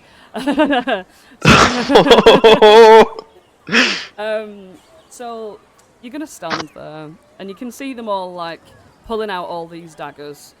They've got about like 5 daggers in each hand, and they're just gonna like go around showboating a little bit, like prepare to see the weirdest thing we've done on the tallest child we've ever found. And then they're just gonna stand there, get ready, and there's like a sort of illusory drum beat as the goblin's like and like immediately moves the spotlight onto you. And the entire crowd just shuts the fuck up. Even the Karen, everybody is just like and let's get the duck dice for these. Helen's gonna make Oh my it with god. Flopsy and then look away. So, Whoops. obviously, the way this is gonna work is that I'm gonna roll this duck dice 10 times. If it gets on a 19 or a 20, the dagger's going in your neck. Right. Okay. Meanwhile, those who are looking through the curtain, so Felix, Flopsy, no NPCs, just Felix and Flopsy watching through the curtain. Please RP amongst yourselves whilst I do this rolls. Oh my god. If I have faith in anyone to make sure that this goes well, it is Holland. But I have no idea what the hell he's planning. You assume he's I playing. can't see him. Very bold of you to think there's something happening here. I guess Archie messages Flopsy, which is a thing she can do. Mhm. Because of the glasses. Hey, hey. And he's like, Flopsy, you're not gonna do anything? Oh, I wasn't really party to all the things that were being said down there like you were, but I like, assume that Holland is now performing, as he can do now. The drum Flopsy. rolls. And you just see an absolute barrage of fucking daggers just come towards you. You instinctively just like close your eyes, like all of a sudden you can hear them thudding right next to your head, like thudding beside your cheek, thudding above your forehead, like thudding all in these different directions, like. And you open your eyes, and everyone else watching can see a perfect silhouette of daggers around Holland's head, and everyone just like immediately, like with a breath's hell, just lets it go, like way! Like they all start cheering, shouting. These guys are like throwing shit around, like throwing the daggers up into the air and catching them and stuff like that, saying like, "See, we told you, we're the greatest dagger throwers in all the Shadowfell." And yeah, you breathe your sigh of relief. Every single one. None of them was a 19 or a 20. Archie just bursts out Holland's- in tears. Holland knows the performance game. He was like, I knew this guy back in the when I was 7 who could do this, you know. He just pulls one of the daggers that hit like by his cheek out with his teeth in it, just like waves his hands in the air like, yeah. Everyone's just like screaming, shouting. Some of the kids are like just like jumping up, like to get a closer look at like the silhouette left behind. Yeah, the whole place is going crazy. When you start crying, Archie, Octavia's just gonna like grab you and just hug you. And well, let's get out of here. I can't believe this is happening. Yeah, I'm fucking done with this. Right. Yeah, I don't like this at all. They're all fucked in the head. Yeah. Yeah. Archie's This is gonna- so weird. I never thought that am I like in like fucking dreamland or something? Like, Nightmare Land, more like. yeah. Like you start walking outside. You see that Uglay is not outside. Wait, where's Uglay? When you do, Oh god, is he eaten? I'm just gonna pop you on the map just for a split second. Obviously, everyone needs to. I'm just gonna sort of put everybody where they would be. Now there's so many people here to do. Like I'm sure like most of these people wouldn't mind if like Uglay ate a child, but I mean I would. Yeah. So you come out of the big top, and you are. Sorry, she's there. Yeah, you come out of the big top, like here, and Octavia just starts like walking like to the like sort of middle bit, just to sort of chill out or whatever. And what was the last thing that you said? She was like, well, has Uglay eaten? Like I'm sure people around here wouldn't mind if Uglay ate a child, but I would. Oh fuck. She like closes her eyes and she's like, I don't know, I don't think he has. Last time I remember he was like really weak. Oh god, I think we need to go on an Oogie hunt. Yeah. Maybe he'll be by that hissing sound. All of those snakes, maybe? She just like stops for a moment, like she just sort of, as you start to like walk towards the snake bit, she sort of just like grabs your sleeve and like pulls you closer to her a little bit, and she's like, oh, Archie, I'm serious, like I really don't like this, like I want to go. Okay. Can we find Uglay and then we'll just wait for them in Prismere, but we have to find Uglay first. Meanwhile, you roll me an investigation check real quick. Oh no, yeah, you don't have to do that because you've already started where you want to go. Meanwhile, you guys are pissed off. Holland makes his striding return back to behind the red things, meeting with Felix and Flopsy. What's up? Flopsy's clapping when you walk back in. I have to ask, because I couldn't see anything being manipulated. How did you do that? I just stood there. Flopsy's face drops. You left that entirely to... That was chance. Well, they're performers, just like you. They know what they're doing. But the knives were real, weren't they? The one you had in your mouth, it was a real knife. Yeah, he like tosses the one that he's holding. It's like, yeah, I think so. Yeah, and when like you feel it as well, and not only is it like heavy and real, it's very sharp. So even when Holland had it in his mouth, that's like, it would have hurt a bit to have it in his mouth. Like it wouldn't have like cut him, I guess, unless he like put it really up close against like the sides of his mouth, like where, you know, like the Chelsea. No, you just like Joker hold it in scars. your teeth, don't you? Yeah, that's what I mean. You Like, wouldn't Chelsea smile no, himself. that's what I mean. So, like, that's why I'm saying that's not what's happened, because unless he did push it hard, which I don't think he did, but you can see that they are razor sharp, like thin. You wouldn't throw a knife at me and hit me, so why would they? I wouldn't throw a knife at you, full stop. I know that you're quite old enough to make up your own decisions now, Holland, but I think we need to have a little discussion on responsibilities and things that can happen. And That's so cool, though. Can I have a try? Can you throw a knife at me?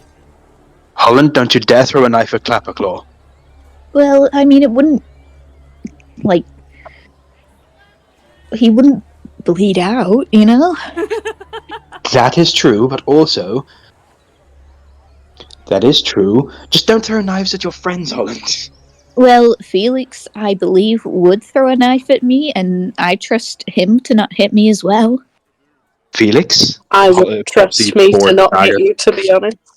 Wait a minute. Why are we speaking about knives being thrown at people? What's going on?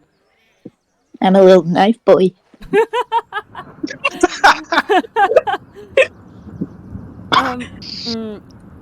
Okay, well, she does consider the whole theatrics of it all, and she's like, while I do love a good performance, and I'm very proud that you did a successful one, I just don't think it's very safe to be throwing around knives.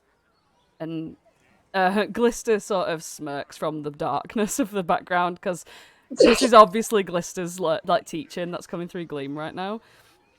So she sort of she's been a bit smarmy on that box over there. And then Light's like, no, right, listen, okay, right, no. Nobody's going to be throwing any knives anyway, because it's not even the knife throwing section anymore. That's going to be over in a minute, and they're going to be coming through here any second, and then we've got to change over, and blah, blah, blah, blah, blah. And I, for one, would just like to have a cup of tea.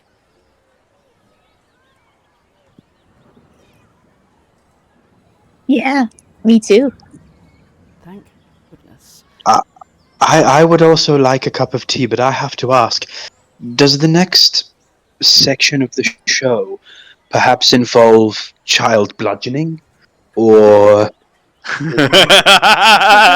throwing children at brick walls? Mr. Light, I understand there's a bit more danger and pomp and circumstance involving sharp edges and, blunt force trauma, but when I was out there performing with Wood, it was me, a performer, and Mr. Wood, another performer. This time Holland took the place of the child, but this is a real knife. Oh, no. The next one, it's just the animated man. He's on his way anyway. He'll be here shortly. And anyway, the animated man is just he wears a loincloth, which and anyway, he's got tattoos covering his body, and all that happens is we choose. Well, people volunteer, people of any age, but sometimes it's children, will volunteer to observe his tattoos, and some of them are nightmares, and they have to face their fears. And it's just one of those things where they might come alive a bit. You can see that he's like, you can see this is probably like all these ideas were his ideas.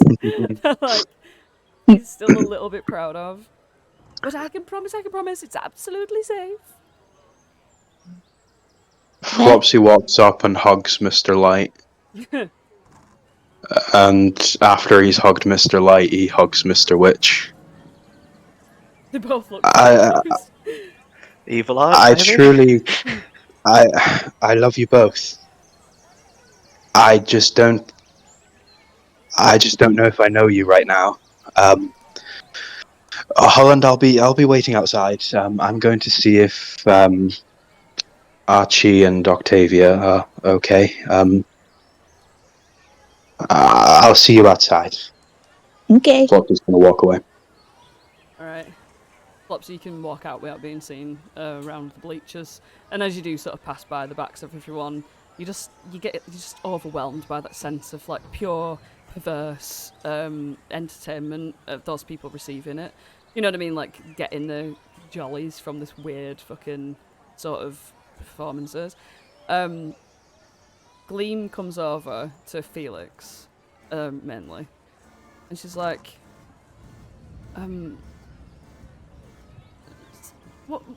what's your opinion on all this? I mean, I understand performance very well. I am an artist after all, but do you think this is a bit intense? Well, I'm not sure that mental trauma is much better than blunt force trauma, to be honest. So, yeah, it's a little confusing, really. Well, it was fun when it was a man. I was all for electrocuting that Wood guy, but Yes. other than that, I mean, Yes, I think it's just a bit it's strange. not great, is it? Use child participants. She like side eyes Mr. Witch. Sorry, Mr. Light, because he's the one that seems to be giving the most like that sort of energy. Yeah, I think I might need to step out as well, if that's all right. It's just a bit stuffy in here, isn't it? Yeah. I think maybe we should all take a breather and maybe have a little chat outside. The lot of us. Oh, so Holland? you're going to come with me then? You too? Yeah. Yeah. Claw's just like, well, I'm going to stay here with my brother Holland. Well, I am kind of curious about the rest of the you know what I mean. The show. The rest of the carnival. While Oh, yeah. I mean, now that Mr. Witch has mentioned it, I would quite like a look around.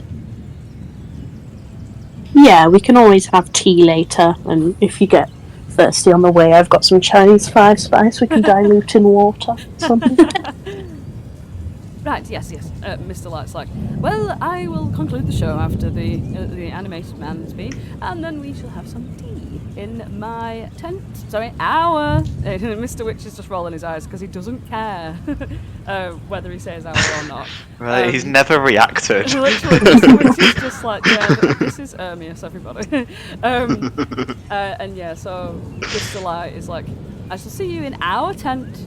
It's behind the big top. See there. He's just still looking quite stressful because obviously everything seems to have not been perfect for the performance just then. But yeah, you can side your way around to get out, but before you do, you're going to come out to not knowing where Archie and Octavia are, but Flopsy did come out before y'all, so I want to do that first. Flopsy, you will come out and see Octavia and Archie sort of standing a fair distance away from the big top, sort of in the open space. Sort of like here, you come out first. And you see that Octavia's giving pleading eyes. Archie's giving a big hug and just like unsure eyes. And still, you can see a few bubbles in the air as well. Are they both like looking away from Flopsy, or have they seen Flopsy? Well, as you come out, I'm focused on Octavia, so yeah, Archie's sort of facing away from you, but when you sort of come out of the thing, Octavia sort of like pulls back a little bit and wipes sort of a few tears out of her eyes, and is like, I think Flopsy's had enough too.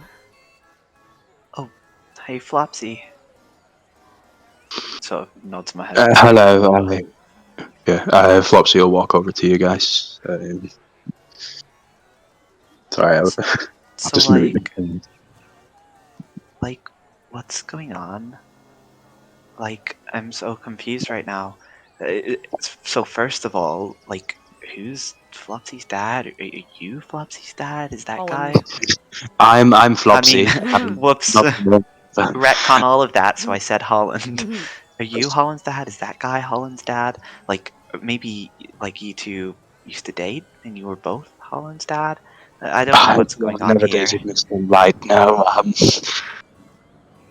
I think neither of us are truly Holland's dad. We've just kind of filled the roles at different times for different things.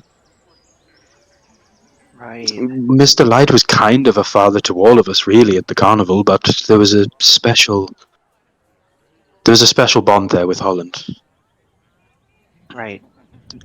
But like, is he not like a little bit evil?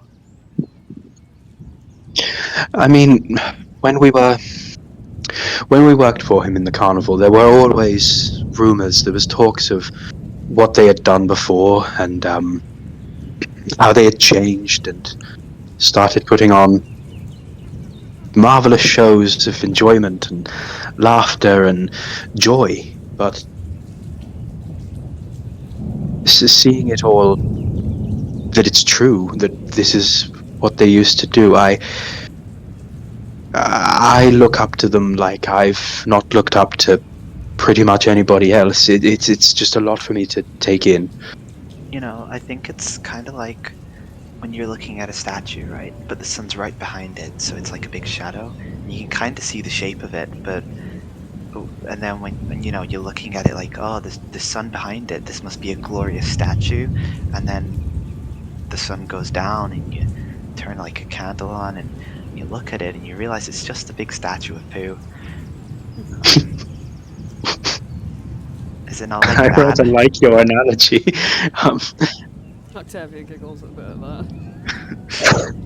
I think it might be a little bit like that in a way. I've never seen them when the sun's not shining.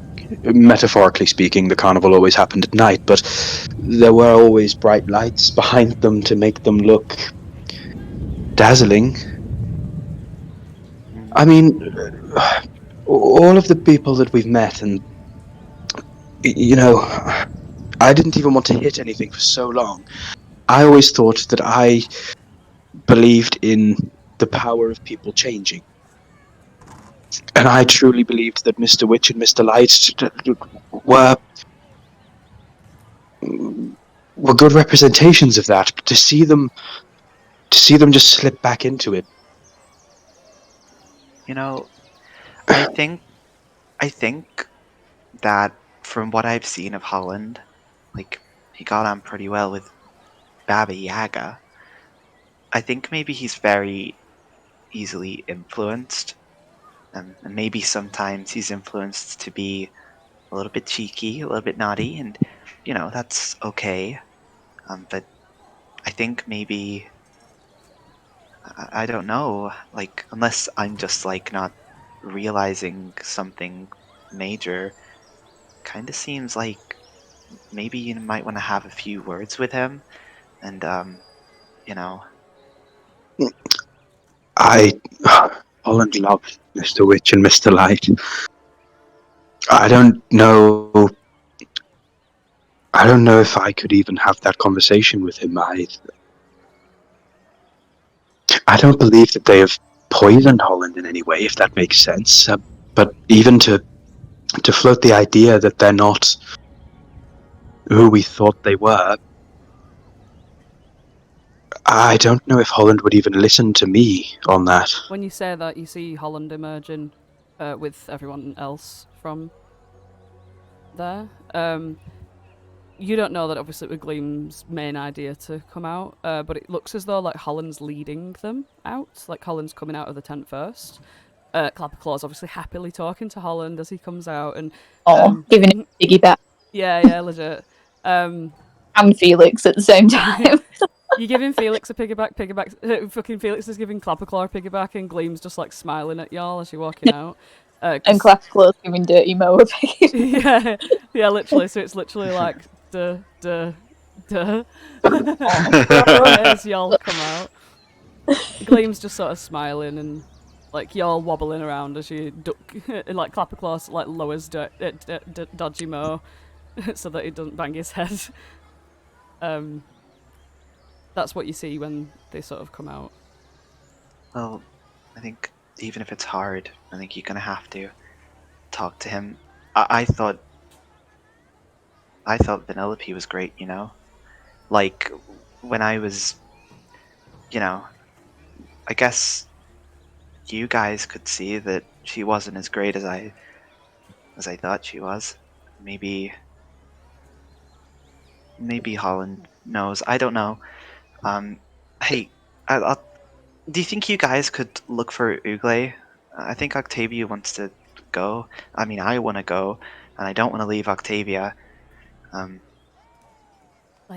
sure we can find Ugle and make sure that he's safe if you wanted to wait outside. Anyway, I think they're coming. As like Holland, Felix, Clapperclaw, and Gleam sort of mosey their way towards you.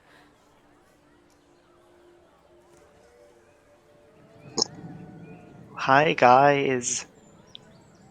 Hey. We're just trying to figure out if Palasha and Candlefoot had a kid, would it be Paddlefoot? I don't know who these people are. Neither does anyone else here. Holland, you notice that there's a distinct awkward air about Archie and Octavia in particular. Flopsy, you know, like when you walk into like a bathroom on a night out and you know people have been talking about you. or there's like an awkward argument going on at somewhere. You know what I mean? Like there's some drama going on. You've palpably walked into it. Gleam sort of looks around everybody because she gets it too, and she just goes, "Ooh, well." Glister is there too, and Glister's like, "So I guess we're not going to talk about how awkward it is that all you lot don't seem to really get along with each other, then?" And then Gleam just like slaps a hand over Glister's mouth, and she's like, "What? I'm just saying it." And Gleam's like, "No, that's not the case. It's just a bit strange. I mean, it's very obvious, isn't it? We're all feeling odd right now. Or is that just me, Octavia, Archie, and Flopsy, and Felix, and obviously Glister? Is it everyone? Except Clapperclaw and Holland." Are you kidding? Try growing up in this place and then suddenly it's like evil.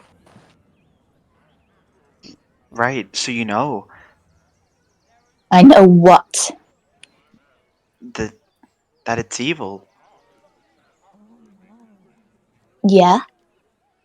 It's from the Shadowfell. Not to stereotype, but I've heard stuff from there usually is quite evil. I mean, maybe I'm wrong. Benefit of the doubt. I mean, Mr. Witch and Mr. Light are both from there. You're right. Does that make you think of anything? Yeah, that was unfair of me. Maybe, I guess just compared to like the glitz and the glamour of the carnival we know, I think it's not nice, but I mean, maybe we should look around, give it a fair chance, you know? Before I go saying, "Oh, it's evil." Maybe that's not fair of me. I don't know. I think maybe sometimes you can just smell evil. I mean, Holland, they were throwing knives at kids. But they weren't ever gonna hit, How do you know? because they're performers. It's their skill. Well, I'm pretty Sorry. I'm pretty good at shooting my bow. I always make my mark, I like to say. I don't always really hit my target. Sometimes the arrow goes flying past. And I've been archering for all of my life. So, if you make a single mistake... the Gleam, back me up here. If you make one single mistake, or maybe I should be asking Glister to back me up. Glister smirks. Gleam smiles a little bit, but she's still taking it seriously. Yes. Well, I am as well. I'm just asking for help. Oh yeah, Gleam's trying to not let the her obvious feelings that she knows that her sister's actually kind of proud that she's been saying the rules. You know what I mean? She's trying to hide that because in favour of taking this situation seriously, and she just say, "Well, yes, as she always said, one wrong step or a doubt or not feeling as confident can make all the difference when it comes to something very dangerous." Yeah, but you'd be practicing all day, every day, like performers do, you know? I mean, I could have exploded the carnival if I did if I did one wrong step on the carousel, you know? Yes. Holland, you do know there's a reason why bakers have a different dozen to everybody else as well, right? You've known me for a long time, and I don't tend to make a lot of mistakes with the things that I practice every day, but whenever I need 12 of something, I make 13, just in case something goes wrong. Okay. Even with all of the most skilled, the most practiced, there's always that chance that something can go wrong, and even the most professional person plans for that eventuality. The knives in that big top weren't enchanted. Nothing was prepared for anything to go wrong. It really doesn't sit well with me that Mr. Witch and Mr. Light were watching it happen. Well, okay. That they made this place.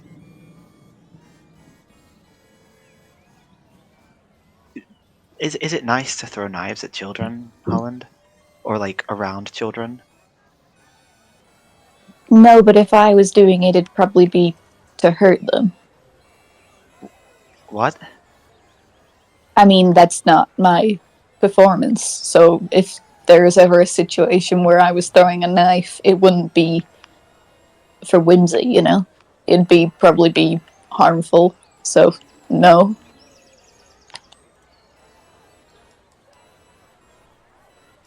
Anyway, can we, like... Where's Oogley? Can we go, like, around? Hear, like, a ear-splitting screech roar come from the market area. And sudden, like, clatterings of, like, stalls coming down, like, people shouting and screaming, little goblins being like, ah! Coming from the marketplace. Octavia looks at Archie like, Oogley. Right. Shit. I guess we're going to the market now. You head on over, I guess, if that's what you're all going to run towards, I hope. Unless anyone does not want to run towards where Oogley is obviously somewhere. Please, hold your things now. But you do run to the market, and you see there... I'm just going to pop you all in. You see there that Oogley has got this literal old woman, this frail old woman, in his beak, and he's just chomping on down on her.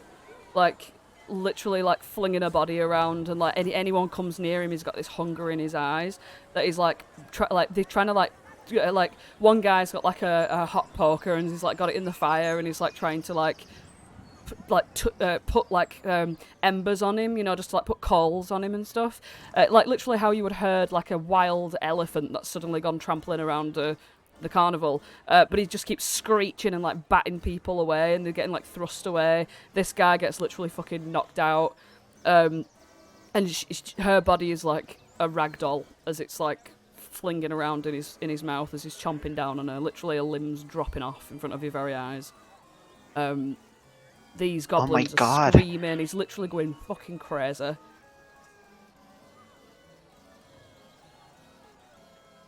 Literally, like, "Roo, roo," like, just fucking kicking everyone out of the way. And I guess I'm gonna whip out my rope yeah. and try and tie him up. That's gonna fail because I can't tie knots, but I'm gonna try doing something. And at this point, can I please get saves of... where is it now? I need saves for... Where is it?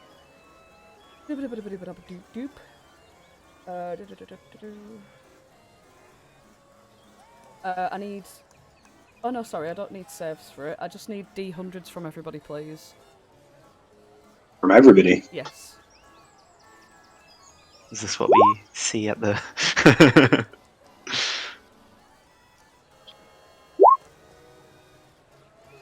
We're rolling low. Hey. Look at you, Holland. Being evil, rolling low. Being evil? Just a little bit. Speak for yourself, my friend. I'll speak for myself, if you don't mind. Okay. Apparently we all just randomly rolled low. As you... Right, okay, I need to make a track of this. So yeah, so basically, right, okay. You are... Can you please... I know this is like a high octane energy situation, but please just roleplay myself just for a quick second. Whether it's roleplay or just chat, I don't know. I need to make a list of something. Jinkies. Googly's going nuts. I know, right?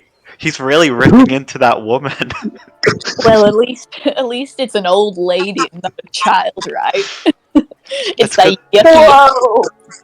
Gosh, I'm just searching through my bag for my rope. Give me a moment. Where did I put it? Not tie things. Oh, crap. What are we gonna do? Maybe we can just wrap it around him and not tie it. Have you seen Jurassic World? I've only been to Prismere and the Material Plane. Well, and now the Shadowfell. Well, they do this thing with the dinosaurs where they're like, The what? whoa, dinosaurs, keep up. There's some in the Icewind Dale, we should go sometime. Okay, I don't know what a dinosaur is, but yep. And they're like, whoa, lassie. And like, So they're like dogs. yeah, Oh right, okay, yeah. dogs with scales. Weird. Yeah. But, you know. Oh, just imagining like a Shih Tzu with scales. Maybe a Doberman. Felix. 32. Mhm. Just a little scaly sausage. That woman looks pretty dead, huh? I know, right? God, we really should be doing something. Yeah. I guess we'll. Okay, right, so Archie, you come running over and you're pulling out a rope, yeah? Yeah.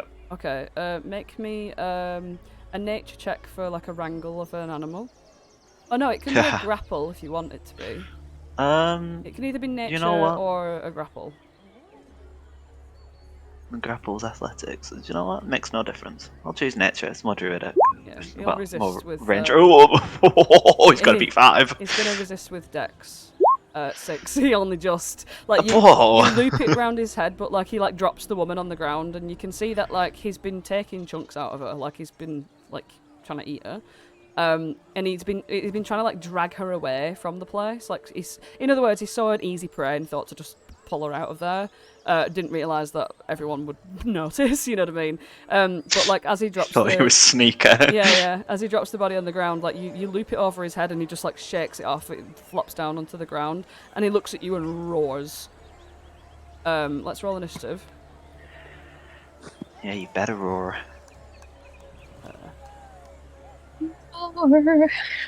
Oh, God. Oh, my God, there's all that shit. Hang on, let's just take all the mother horn shit off of you. I can't see Yeah, it. don't So. roll it yet. Alright, okay, there we go. No, you're good. I got you in. Eey! Oh, nice. I've got the. I got the. Yeah, jump on surprise this guy. round. Hooray.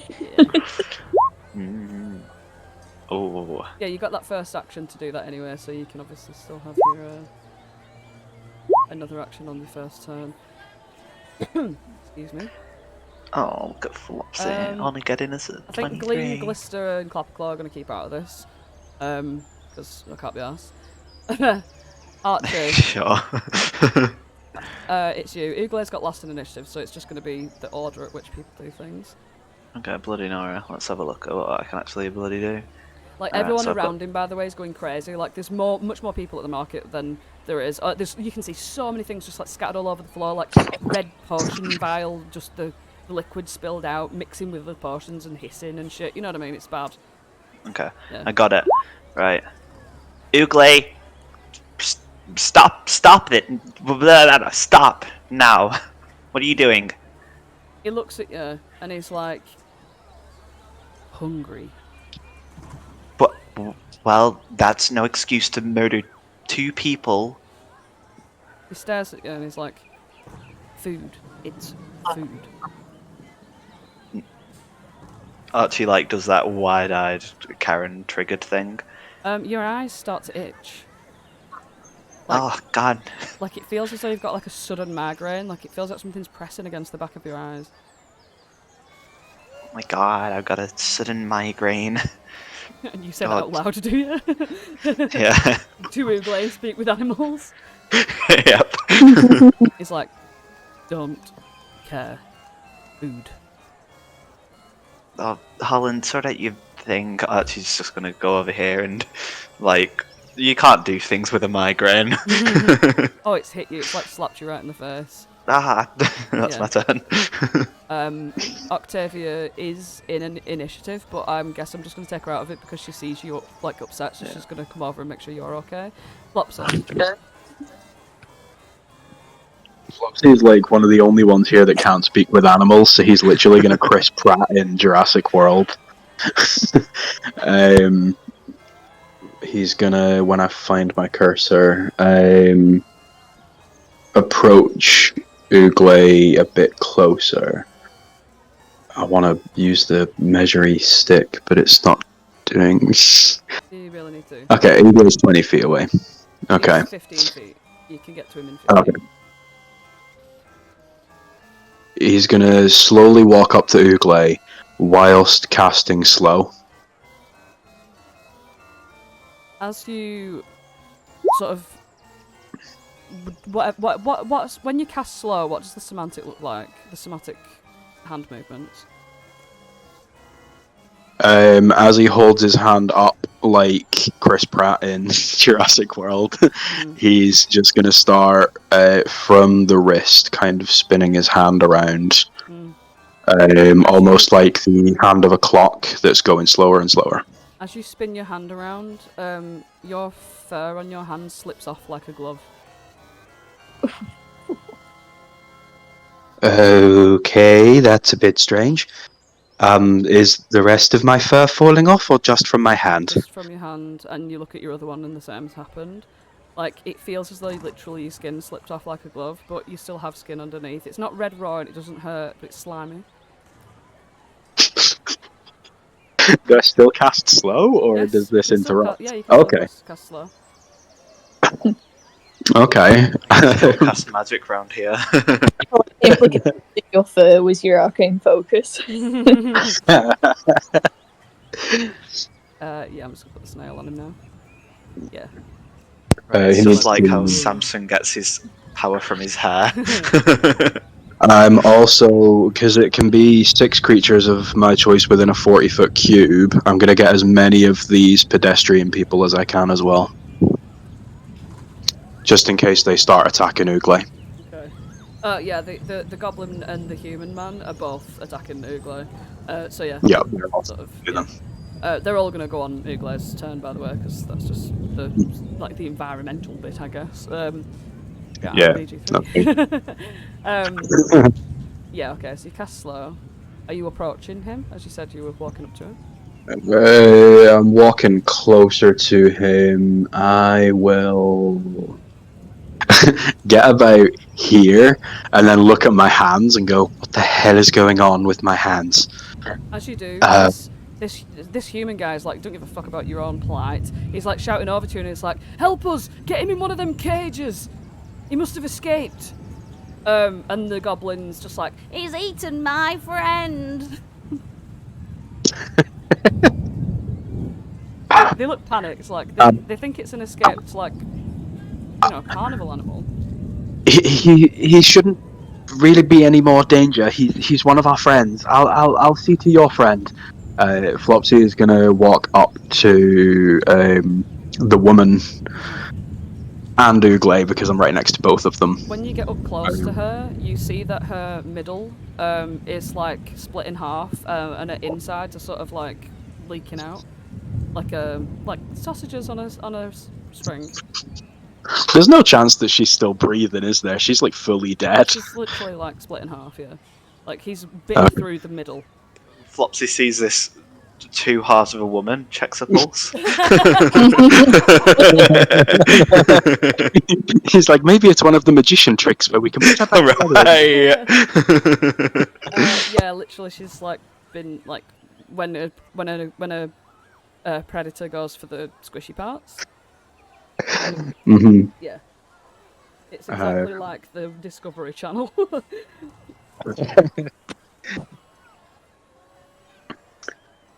Flopsy will turn around to Holland and say, you were always the best at talking to him. Maybe you can make him see reason. Here you go. I'm going to throw a cupcake at Holland that says, you got this, buddy. In icing on the top of it. And that's all of my action. Okay. As you step forward, Holland, it's your turn. Whichever you want to do, as you're standing there. Everyone else is going to notice this, whoever's looking at you, so mainly Flopsy. Holland, are you stepping forward? Yeah, I'll be approaching Oogly.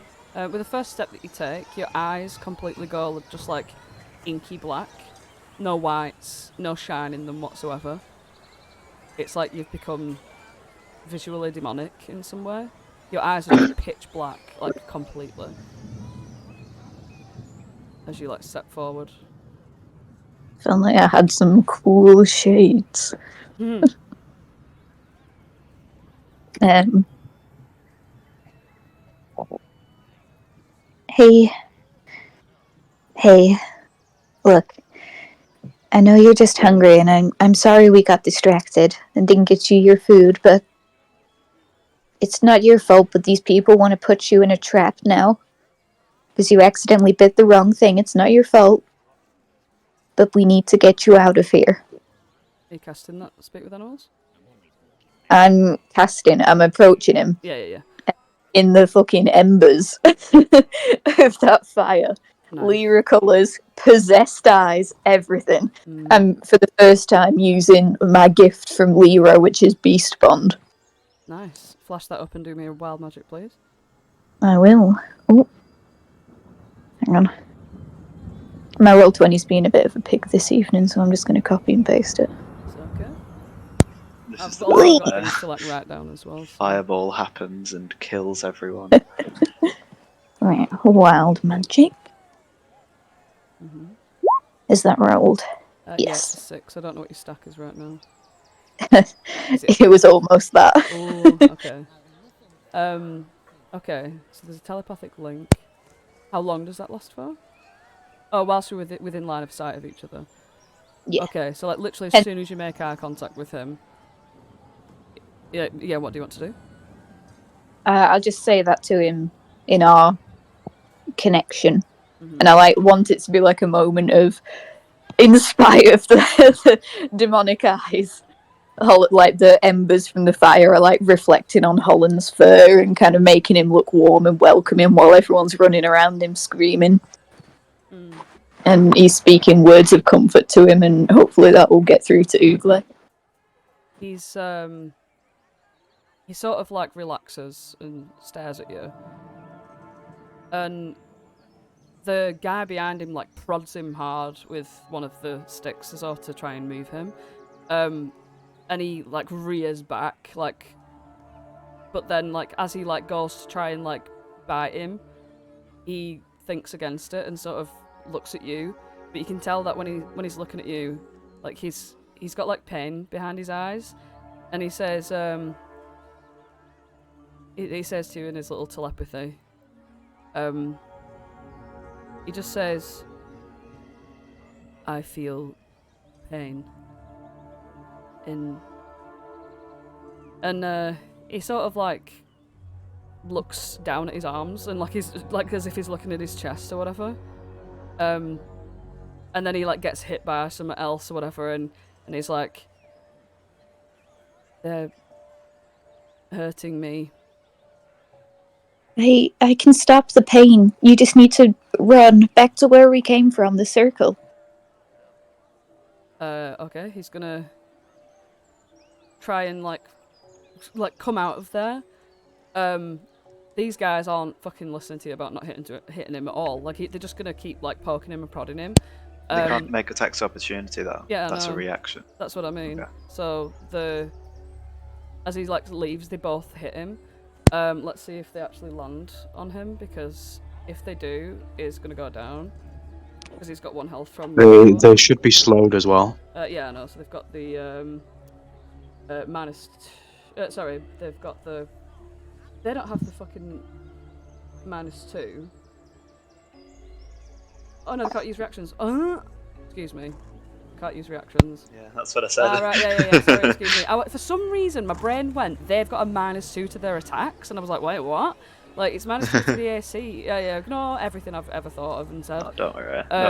Yeah, he just sort of slumps out of there, and they're trying to poke him and prod him or whatever, and just for the sake of it, and they don't manage to hurt him at all.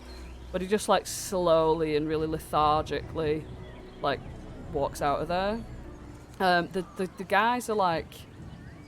his speed is halved as well because of slow, so he can only make it there, 20 feet. And the guys are like really confused as to how you've just come over and done that. But I'm just going to bring it out of initiative really quick. But it doesn't stay for long because obviously this goblin's concerned. He runs over to his friend and it's like, Maria, Maria, and he looks down at all of her guts hanging out and he's like, oh no. And then the human guy comes over and he looks at you, Holland, and he's like, are you a new worker? Is this your responsibility? Yeah, I'm getting him back. Don't worry, the boss will hear about this. If you lied about being a worker, do the deception, please. Okay. But obviously, yeah. Okay. He If and scenes, Holland actually joined up with the carnival. he looks at you and he says, if this is your responsibility, then her death is on your hands. I hope you know how much that means. Holland just nods and keeps trying to help Oogle out. Yeah. I'll just cure wounds him now. Yeah. As you walk in with him, and Felix, Gleam, Glister, Clapclaw, Octavia, so you all do this like walk of shame with Oogle. Oogle is very like grumbly and angry, and Holland, as you walk in as well, you feel that you're when you put your hands on him to heal him, you see that your fur is just turning jet black, like from your hands up your arms into your cuffs of your sleeves, and everyone else sees as Holland like sort of goes by, like sort of down, like the darkness just sort of like envelops his whole body, as though he's like like Shadow Link from Zelda, that kind of vibe. He's literally like just turned completely charcoal black, like even his whites of his eyes, even his like teeth, everything, just as he's walking by, as he's walking down. Felix, you're staring in like or whatever, and your ears just drop off. Like Gleam looks down at the floor. Gleam looks down at the floor next to you, and she goes, I hope those are fake ears you have in your bag. Oh my god. What an ache. The guy likes ears full. Red flag. And Gleam's buttons on the front of her leotard like sort of start to stretch a little as she starts to inflate a bit. I think the word here is swells. She looks down at herself and it just goes to a point where the buttons strain just a little bit. Glister looks at her in like confusion, because it's not like it's happened like Veruca Salt from fucking from Willy Wonka or anything. It's like quite subtle, but she feels it, and as she looks down, Glister's like, goodness, Gleam, you have put on some weight, haven't you? Gleam's like trying to suck it in a little bit. I think we should get out of here, guys. Yeah, Clapperclaw's head just starts to like get a bit bigger and a bit bigger. Not his little head. Yeah, and he hasn't noticed though. But Flopsy, you're over here next to this woman. What are you doing? I don't really know how I can apologize to you for everything that's happened. I wish there was more I could do. I'm going to make sure that the situation's handled with back there. The goblin's just crying. He doesn't even give a shit what you're saying. Yeah, I don't have. This Who guy. has the Revivify water, by the way? Pardon? Who has the Revivify water? It's in Holland's bag of holding. Ah, fair. Yeah. Yeah. Clapperclaw had it for a second. Flopsy's going to move back towards everybody else, but my roll 20 has just died, so if thank you. Yeah, so you move back with everyone else. Holland, you take Ooglay to. I'm just going to put you all back on the main map. You walk him down to these lock boxes, which seem to be the only place that you can actually lock animals up. If that's where you want to take him, I don't know I don't actually know why if you agreed to do that. What were you going to do with him? Taking him back to the circle where I told him to run. Ah, I see. Yeah. Well, because he's got the slow on him, he can't like run or anything, so he's just Yeah. walking at the pace that you've decided. And as you sort of like walk out there, like the tiefling's not fucking saying anything. She don't give a shit if you're leaving or not. You know what I mean? And you start to walk him out. You get by just fine. Archie, what are you doing? Oh, well, I'm taking Octavia. Oh, yeah. I already promised her that we'd be getting out of here. Okay. So me and Octavia are just like, well, I'm just like, oh, this place is worse than Yon. Yeah. I hope they all remember the password. 3 spins with her shins, and off we go. She just hugs onto you as you like spiral out of the place. And at this point, you sort of like pass through the door, Holland, and Ooglay's there. He's looking at you, and he's like, feel weird inside. Are you still hungry? We'll get you food. Yes. He looks at the campestries. Yeah, I'm gonna help him in, but I'm gonna turn to the others as they like follow behind me and just be like, I gotta get him food really quick, but like, could someone get Witch and Light? I don't want to leave him here.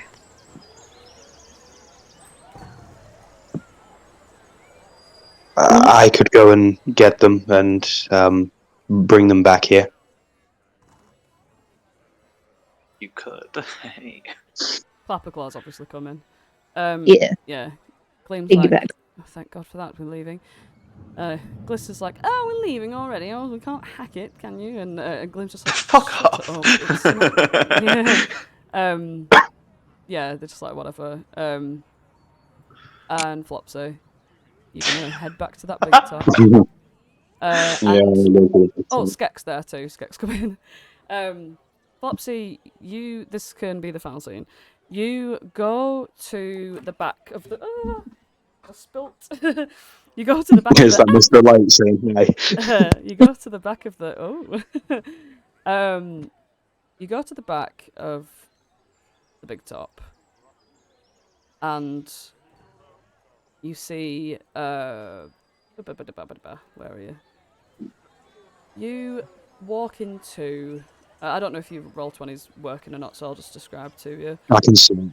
You can still describe it. Yeah. It's quite a spacious office in the back of the big top. However, it's just not. It's not decorated with any levels of whimsy. It just seems to be purely decked out for torture devices, war machine stuff, contraptions, lockboxes, instruments of torture, all those kind of things. But the only thing that makes it in any way homely is the fact that Mr. Light has decorated this table with a few little knickknacks that he sort of brought with him from the carnival, meaning literally just little trinkets, like a little cup that was like made out of clay or whatever. Like maybe Holland made it or something, you know what I mean? Just like a little things and bits and bats and candles and a wonky little teapot that reminds you of the bubble pop teapot. And he's sort of sitting there with, well, pretend they both got like cosy chairs. No, they don't have cosy chairs because they can't bring cosy chairs with them. I can't even characterise this furniture.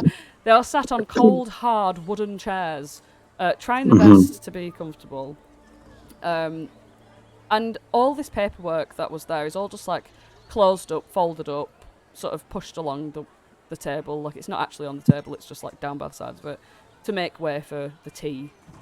And you're wandering, and you see that Mr. Witch is getting his back sort of like massaged a little bit by Mr. Light, because for the first time you see Mr. Witch admitting that he's got something that he needs Mr. Light for, rather than the other way around. Like he looks stressed, he looks like he's had a weird day, and you sort of walk in mid that. Are you two ready to go? Mr. Light's like, well, yes, I am. I hadn't really got anything to pack, apart from the stuff on the table. And Mr. Witch is like, yeah, have you found a suitable replacement? We haven't. We've got an emergency and we need to leave now, so if you're quite ready and you want to come with us, then get your coats, I guess. Mr. Light looks at you and then he looks at Mr. Witch and he's like, I can't leave the carnival without a leader. It'll just go into disrepair. They don't know how to organise themselves. Do you still care about this carnival? It's not that I care about the carnival. It's that it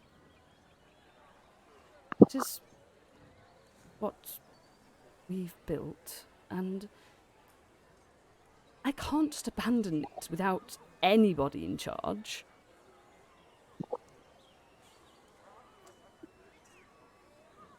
You know, I thought the world of you two. Well, we think the world of you, Flopsy. I don't really know what to say right now because, yeah, I want to save Mr. Witch and Mr. Light, the two people who gave me everything when I lost all of my life. I found myself completely lost in a place where I could bring joy and happiness and all those marvelous things to people, but it wasn't that. I'm seeing now that it was penance. Penance for the people that you two have been, and I want to save Mr. Witch and Mr. Light, and all I'm seeing in front of me is two people that I didn't think I would ever meet. So hello, Ermias, and hello, Nerix.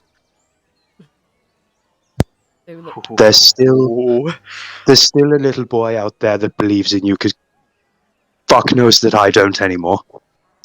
So if you want to come with me for the sake of Holland, then come along, get your coats. Because I don't know what to think of any of this anymore. I don't know what will happen to this place without a leader, but I can't find one, and we need to go.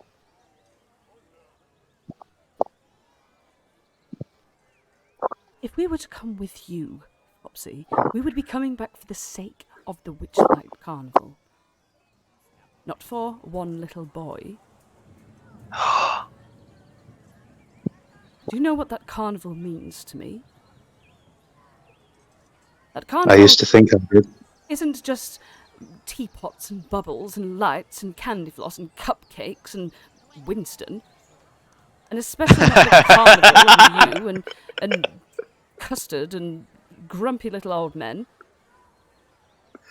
It's everyone. It's all of us. As a family, and if you don't understand where we have come from, which is here, then hats off to you, Flopsy. Oh, you are so moral, aren't you? You're so good. I'm so moral and good, yes.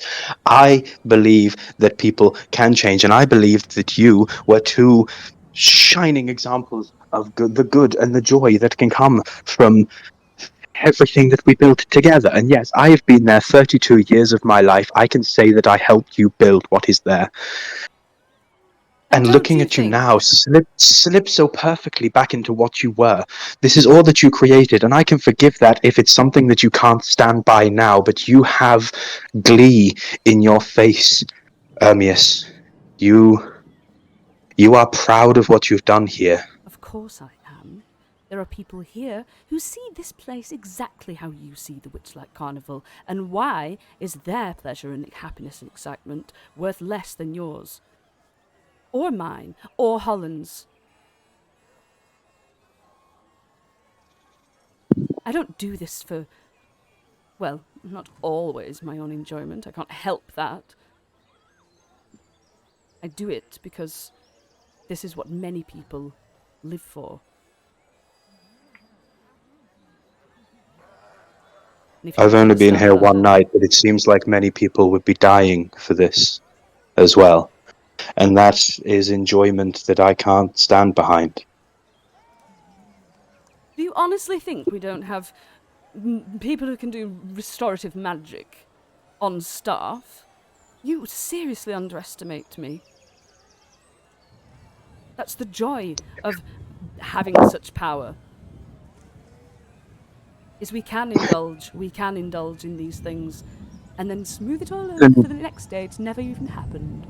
Smooth it all over. Even when you are brought back from the brink of death, you've still been to the brink of death. Trust me, Amias, I've been there so many times And trying so to save have you I. from this.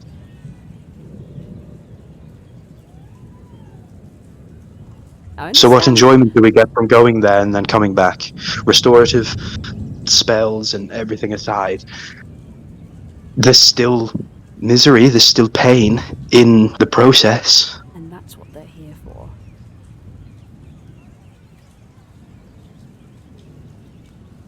They pay to come here.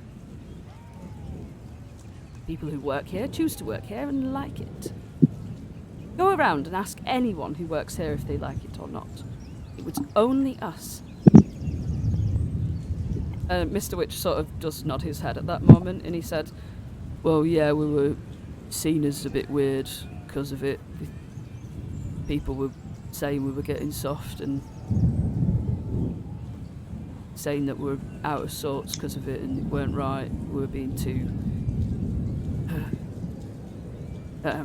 and he, like, sort of does, like, a little face that makes him feel as though it's somewhat linked to, like, his, like, softer side of them two maybe being, like, in love and that sort of feeling of, like, excitable positivity. That they would probably look down upon for that excitement. So we didn't fit in here. And we, you know, he don't really know what else to say. But I understand that you feel as strongly as you do, because that's what we do about the Witchlight Carnival. But I remember what it was like to feel like I was making these people happy too, even though it's different to what you think is happy.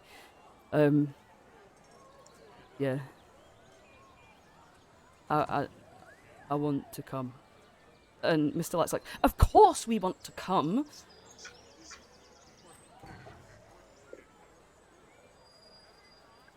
You can see my predicament. Our predicament. I understand that it can't be easy being thrust back here. And maybe people in bad situations have to try and just make the best of what they have. But I understand this is just a different side of the enjoyment spectrum, shall we say. I just can't pretend that I can stand by it. And I wish if we all went back to the Witchlight Carnival that it would all be the same as it was before, but honestly, I can't see you as the same people that I met all those years ago. Roll me a persuasion check.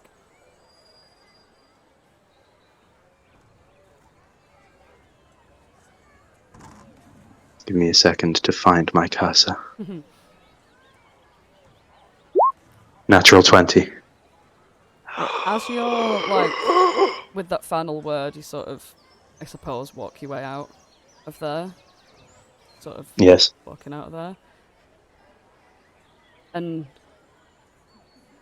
as you sort of like come out of the flaps of the tent, you just hear, "Oh, what the fuck am I doing? This is no, come back, Flopsy, Flopsy, I'm so sorry, please take me back, I'm so sorry, what am I doing? I must be taken up, I must be taken by it, I must be, this is what it is, I'm sorry, it's just my shader, I'm a shader Kai, please forgive me, I'm so sorry." Mr. Witch is just like, like exhausted with it all. It's his last minute scramble. And he's like, "Oh, you're right, I know, I'm sorry, I just... Sometimes these feelings are hard for me to understand, you know, these, like, love feelings for people, like family love and friendship love and all this stuff, and... It is true, I love you. And Holland and everyone else, and I want to come. Just let us leave it all behind." I was never going to stop you from coming with me. As I said, there's one little boy that still believes in you, even when I maybe don't. And besides, he's fast growing up now, so I wouldn't want you to potentially miss any of that. No, and You said you're not doing it for him, you're doing it for everyone, and I understand that, but... No, however much I do for people, I still... There are certain people that come to the forefront of why I do things. Basically, don't take Holland for granted. Oh, no, I won't, I I know promise. he looks up to you. I promise. I'll do anything that you think is the right thing to do, because obviously you know better than I ever could. Oh my god, what a dick. That I'm not... Mm. He's like being so genuine. Like, Nat 20 insight check would show he's literally pleading with you on how to make him a better person, because he's obviously not able to show that he's trying to be. He, from what you'd get from this, with this like Nat 20 persuasion, he's literally fucking begging you. What you'd get from this entire like vibe, obviously I can't show you in person, would be he understands everything that you're saying, and he's pleading with you to know that he understands that, and that he wants you to lead him on what it really means to be like actually a better person. And you are correct about the whole, like, it's come back, being back here has done a bit of something to him. Yeah. Yeah, he's like fucking crying his makeup off too, you know what I mean? I honestly don't know how to tell you how to be a better person. Because most of that I learned while at your carnival. So I think you already know most of the answers, we just need to find them again. So come with me, and let's go find them. And that is where Oh my god. tonight's session. Righty fucking roommates. Holy well, smackerel. well. Well, thank you for watching, everybody. These videos are posted on our YouTube channel. So make sure you like, comment, and subscribe for more delightful content. And for today's Easter egg, this was Wild Beyond the Witchlight, the Kink Shame special. Thank you for being such a good person, Flopsy. Oh, so much better than me. So much better than everyone. He does come across that way, bless him. But yeah, okay, so anyway, yep, thanks for watching, everybody, and see you all. Thanks everyone, bye! Bye. Bye.